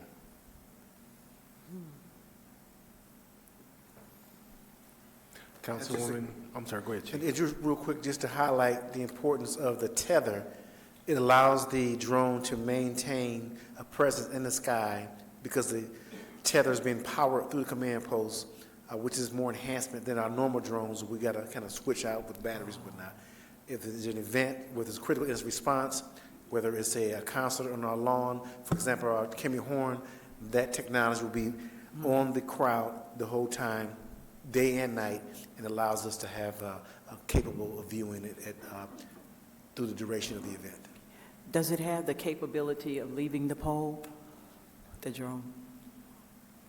No, it's permanently attached to the vehicle, so that tethered drone would only be used with the mobile command center. Okay, that was my question before that. So when you said it's tethered, that changes the question, because I was just wondering, I know you have the other drones, and my question would have been, were they tagged in case they fall in some area where they can't be seen? Because I saw that on another city where the drones fell, and it was a $775,000 drone, and they couldn't find it. So that was my question, but the tether now explains that. And how many miles away? It has to stay directly above The area. the actual mobile command center. It's a physical, it's very thin, but it's an actual cable, kind of like a fishing line that comes out from the top of the vehicle. And then to answer your question about our other drones that we utilize, the police department, those locations are able to be tracked in real time, so that asset can be recovered if it does. Okay, if it good. does go Thank down. you. You've answered the question. Thank you very much. Councilman Brightwell? This came up in the Finance Committee earlier today, and that I'm very judicious when I pull something. So the other item, which is saving the city 75%, so I'm going to ask this question here, which I asked him earlier. So this thing will serve as a backup dispatch center? I mean, this item, is it for that incident it is there, or is this backup in general? So the command post which we've been authorized for, it serves two capacities. One, on the scene, on the ground for a critical incident response. Secondly, it does have the capability to operate as a dispatch center temporarily. As you all know, our primary backup in the event our center goes down is Oakland County. However, this command post is capable of dispatching Southfield police units and firefighters from the command post, yes. Okay, very good. Thank you, sir. Council, any other questions? Mr. President, Ma'am? I move that we approve consent agenda item A, authorization to purchase a photokite drone and pole camera. B, Southfield Police Department request to fund transition to Carbine Apex call handling system. C, Southfield Police Department authorization to purchase replacement mobile data modems. E, authorization to submit Oakland County MWA-WIOA one-stop operator RFP. F, City of Southfield official newspaper. G, receipt of bids to provide locksmith services. H, receipt of bids to provide plumbing services. And I, receive and place on file the approved wages and benefits for bargaining unit, the Southfield Police Command Officers Association. Support. It's been properly moved by Council President Pro Tem Hoag, supported by Councilman Mandelbaum. Are there any other questions? Hearing none, all in favor? Aye. Any opposed? Motion carried. Moving on to public hearings and site plans. We have a few ordinances to enact. Mr. President, Yes, ma'am. I move that we enact ordinance number 1828 for cross-connection ordinance amendment, Chapter 18. Support. It's been properly moved by Council President Pro Tem Hoag, supported by Councilman Mandelbaum. Are there any questions? Hearing none, all in favor? Aye. Any opposed? Motion carried. Mr. President, Yes, ma'am. I move that we enact ordinance number 1829, a text amendment to amend Title 5 Zoning and Planning, Chapter 45, giving a definition for adult day services and add the use to the use list for the RM, RMM, RMU, OS, RS, RC, B2, and B3 zoning districts. Support. It's been properly moved by Council President Pro Tem Hoag, supported by Councilman Mandelbaum. Are there any questions? Hearing none, all in favor? Aye. Any opposed? Motion carried. Moving on to our council section, Councilwoman Haynes. Well, now that everybody's gone, I wanted to say something earlier to the general public regarding what we were discussing with ICE. I just want to say that we are a safe city here, and I know we heard a lot of comments, and I don't like the idea of our residents thinking or feeling like they have to live in fear. And I wanted to also say this in front of we have an excellent police department. I wanted to say this in front of them. We thank them for the job that they do and that they continue to do to protect our citizens. And we are not any other city that has had these problems. We do understand and we have concerns, but the thing is we are Southfield, and we don't want to invoke fear in our residents. And there is the good trouble, and like I was talking to one resident saying, the good trouble is that we are here to make sure things happen in the right way. We work together as a body. There's no big I's and one I and little U's. We work together to make decisions to better serve and protect our residents, and I would like the residents to know that. Even with the statement that was made, we have conversation behind closed doors where you all don't see some of the things that go on. And I would like to encourage young and older residents in their means of protesting. Just remember, in this month of Black History Month, Dr. Martin Luther King did the best protest ever by evoking peace. And when we remember that when we are talking or passing by businesses, that we don't destroy or do anything in this city to disrupt any resident or what have you in the name of protest. It's peaceful.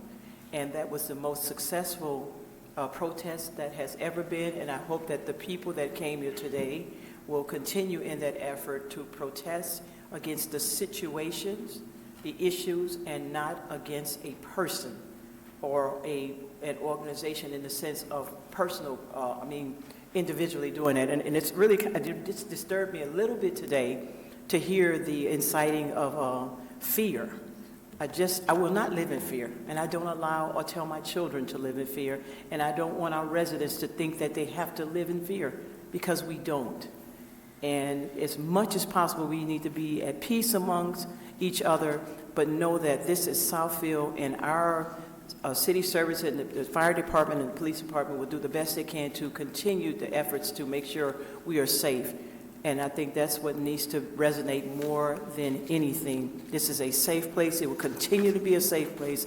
It's okay to protest, but make sure you are doing it in a proper manner, not angry. And I'm really proud of the people that came forth. This was not a hostile situation.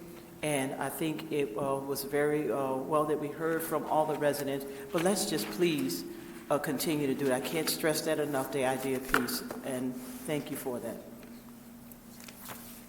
Councilman Mandelbaum? Thank you. I agree with everything my colleague said, but I did have a different announcement. I just wanted to, because I've been getting a lot of phone calls this week or last week when the assessments went out for everyone's home. I know sometimes those documents can get confusing. Please call the assessor's office if you do have any questions.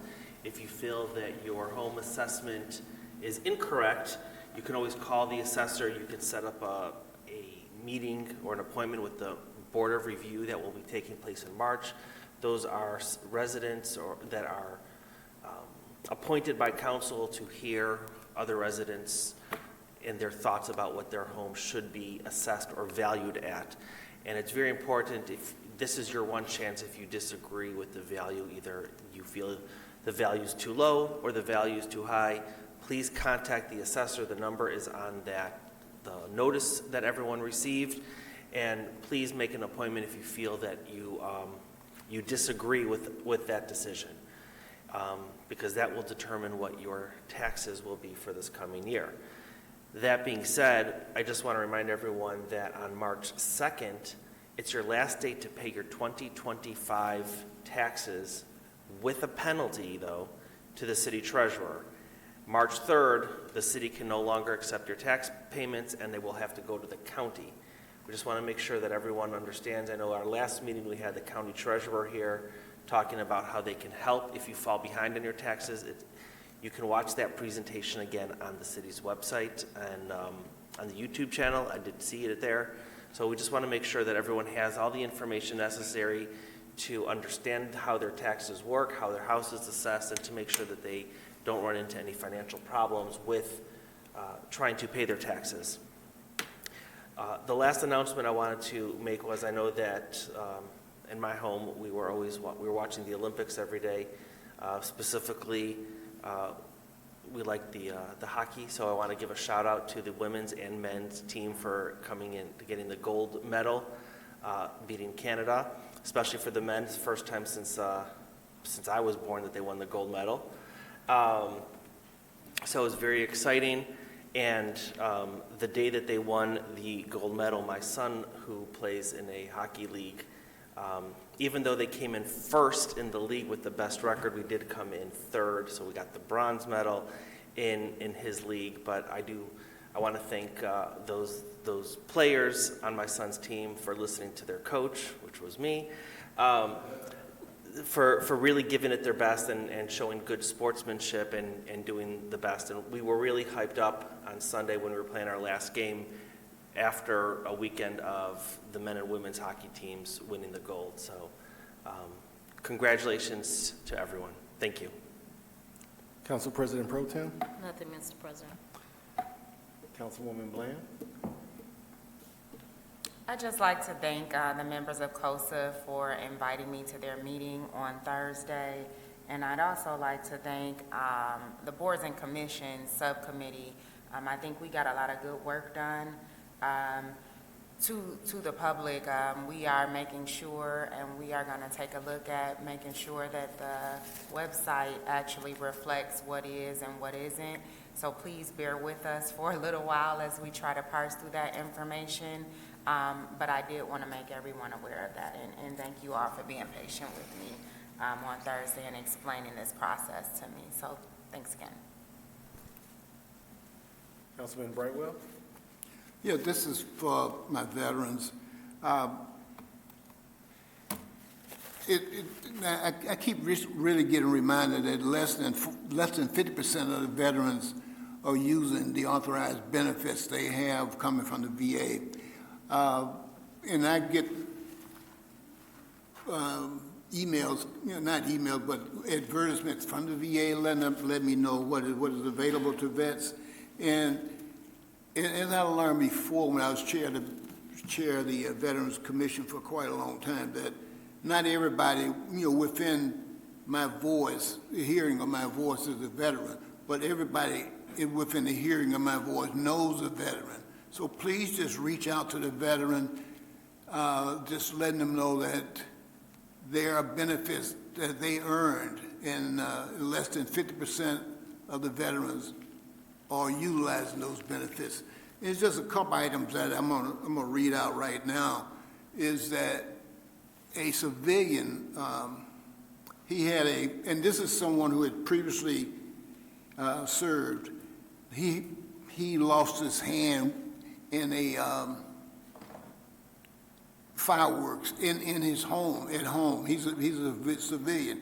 The VA got him, he went to the VA and they gave him a prosthetic, new hand.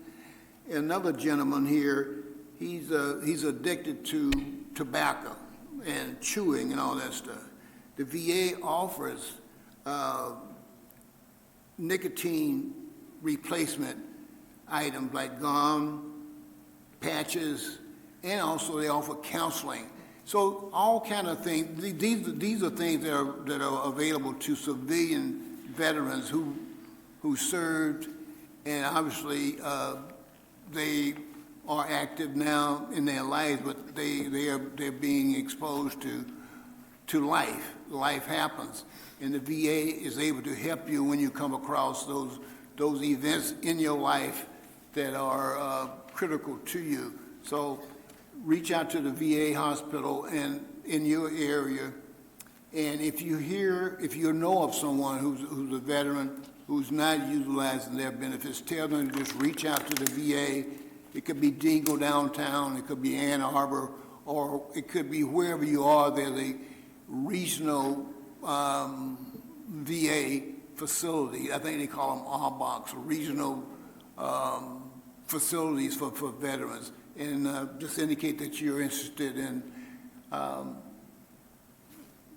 getting your veterans the benefits. So I will probably be repeating this as long as I'm on council, because this is important. And I think the veterans, I learned firsthand how important veterans are. And veterans are human beings, and some of them, they run into life events, which is crippling to them, but they have earned the benefit of getting those services. And it goes back to Abraham Lincoln. I can't remember the quote, but Abraham Lincoln, for those veterans, we're going to make sure their families are taken care of and they are taken care of. So if you could just pass that word on to anyone you know or think you know who's a veteran, just let them know that there's help out there for them if they reach out for it. Thank you. Thank you, sir. So I want to say just a few thank yous to the team who helped make our meetings run so efficiently, from the people who helped guide constituents in on that process to sign in, from those who set up the overflow today because of our anticipation of having so many people that wanted to have public comment. We had an overflow section to allow them to still feel as being part of the meeting, even though they were in another room. So again, thanks to the team. As we close out the month of February and Black History Month and the loss of Jesse Jackson, it just reminds me of when I was in high school at Southfield High in '88, when Jesse Jackson was running for president at that time, and he came and spoke to us and talked about the importance of serving community and voting, and his statement of "I am somebody" motivated a young junior in high school to keep hope alive and moving on. So hope you all have a good closeout of February, and look forward to talking to you all in March. Mr. Mayor. I want to I think, repeat that I don't believe anyone at this dais is in favor of ICE being in our city. I think we are all appalled at the things that have happened, and I'm disappointed that we have a company that would lease space for their operations. I honestly believe that the people that were killed in Minneapolis were murdered.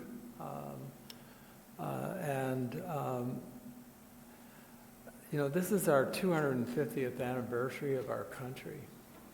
And our country was founded because people were fed up with troops in the streets and in their cities, and soldiers quartered in private homes. And so what do we have today? We have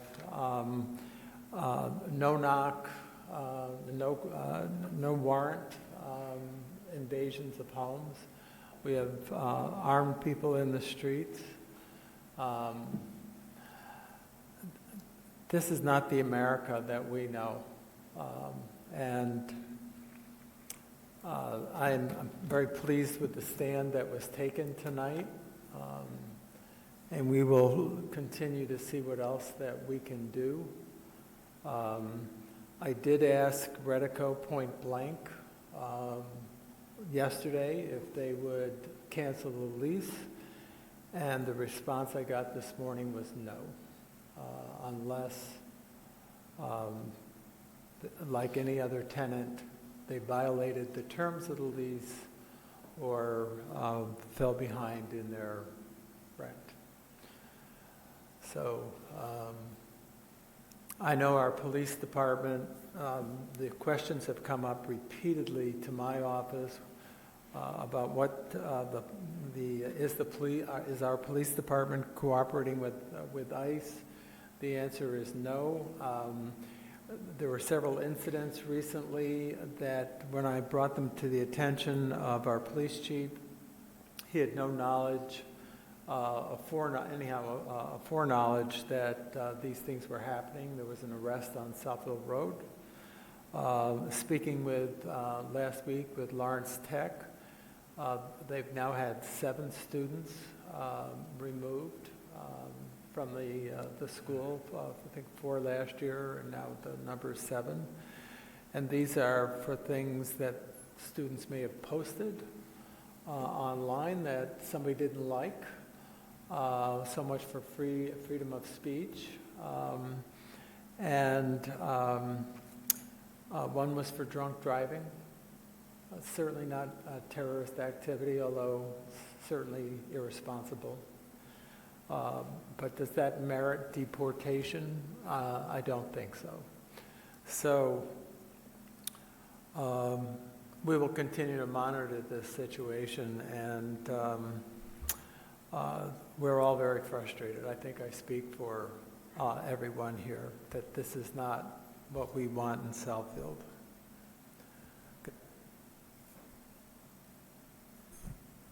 Thank you, sir. Mr. Administrator. Thank you, Mr. President. Just several comments. Wanted to, and I think this is somewhat germane to the thing we're talking about, item B on your consent agenda, the Carbine Apex call handling system. The fact that we can help translate with 37 different languages. I mean, the paperwork we go through with our Title VI activities, making sure people can effectively communicate, hopefully helps de-escalate situations when we're interacting. And it's a good investment, and I'm excited about when I see technology closing some of those gaps, that everyone in a situation hopefully can effectively communicate with what's happening. And it moves us a little bit closer, hopefully, to justice. And then I wanted to just comment on item E and thank council for supporting, allowing us to continue that process. We will submit application to Oakland County, Michigan Works Office to continue the work. I think it's a vital service, and I want to do everything we can to keep that here in Southfield. And I think it's no secret that it's gotten more competitive in our level of compensation with the limited federal dollars. And that's what's driving this, is a 30% reduction at the federal level in funding. So we're trying to keep a program that we've had for years. The county has communicated that there will be one less center. One of our peers has already indicated that they will not be going for the program. But we also know that some national entities are going to be submitting applications. So the team is working, just to give you an idea, this is the size of our application the last time, very paper intense, and we've got a group of people working on this. And when we start quantifying some of our performance measures, we may be a little more costly. Our employee turnover is less, but our results are stronger than what we see with their peers. So we're running that race, and I want to thank council. I will say this GSA ICE reticle lease has consumed a lot of time the past week. I want to thank everyone. A lot of conversations one-on-one with council members for your time, and I want to just message that we have no 287G agreement. The city's not entered into an agreement, and our police chief and the training that we do, we are so committed to how we handle situations and de-escalate. And again, all along the last 6 weeks, I've never had so much conversation about ICE in my career. And we are doing what we have to do to cooperate with the federal government, but we're not working with ICE. I can't message that strong enough, and we will continue to. This will unfortunately be a topic until we get to a different conversation in this country. As a son of immigrants who came over here, some before the revolution and came through Ellis Island, some who were escaping persecution, some of the things we've heard, I think of the Armenian folks who spoke last month. I too am concerned when I hear people voicing fear, and that's not what we're supposed to be about as a country. And I want our residents to know that we are committed, that people feel safe here. We are an all-including community. I'm proud to work for a community that's adopted a human rights ordinance. I'm proud to work for a community that when the rest of the country was jumping on, when parts of the country were jumping on no sanctuary cities, we came up with a welcoming city. And we're open to all, and we will continue to protect the interest of all of our residents. Thank you. Thank you, sir. And thank you for the support on these items. And the Career Center is very important. Thank you. Madam Attorney. Good evening, Council. In the packet, there were 3 letters for 3 new lawsuits brought against the city right around the holidays. The first one is Brock versus City of Southfield. This one is about a traffic stop, and there was an outstanding warrant from another state. And they're suing the city for arresting her on that outstanding warrant. I will say, even though I don't, obviously I'll be giving you an update in closed session. The warrant was actually related to a child custody issue, and there was a warrant because the child was reported missing by the other parent. But I'll be giving you an update about that later. So in this matter, of course, I'm requesting authority to take whatever action is necessary to defend the city, its agents or employees in this action. The second one, Miriam versus City of Southfield. This one alleges that there was a defect in the sidewalk, and the plaintiff was riding the scooter on the sidewalk and fell off their scooter. And they're saying we had a duty, so I am also requesting authority to take whatever action is necessary to defend the city in this cause of action. And the last one is Simmons. This was some type of chase, and then the person being chased, I believe, hit the other vehicle because after the police stopped their chase. And so we are being sued because the car kept going after we stopped. And I'm requesting authority to take whatever action is necessary to defend in that case also. And then I'll be giving you an update. I'm working on that, and hopefully within the next month, I'll have an update for you all to report. Mr. President, Yes, ma'am. I move that we authorize Madam Attorney to take whatever action necessary to defend the city, agents, and employees. Support. It's been properly moved by Council President Pro Tem Hogue, supported by Councilman Mandelbaum. Any questions? Hearing none, all in favor? Aye. Any opposed? Motion carried. Thank you, Council. Thank you. Mr. Clerk. Okay. I would like to take a moment to state for the record that I am not an election denier, I am not an insurrectionist, and I am not an extremist of any kind. And I did not invite ICE to come to set camp here in Southfield. As clerk, I took an oath, and I will run and administer fair, open, and transparent elections. There is a lot of accountability and checks.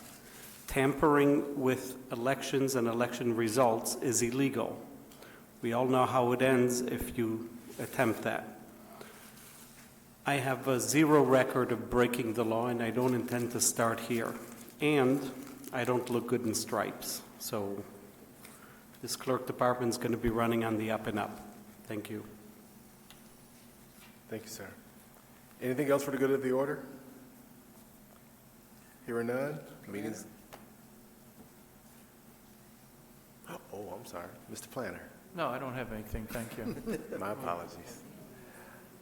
Meeting adjourned. Good night, everyone. Good night.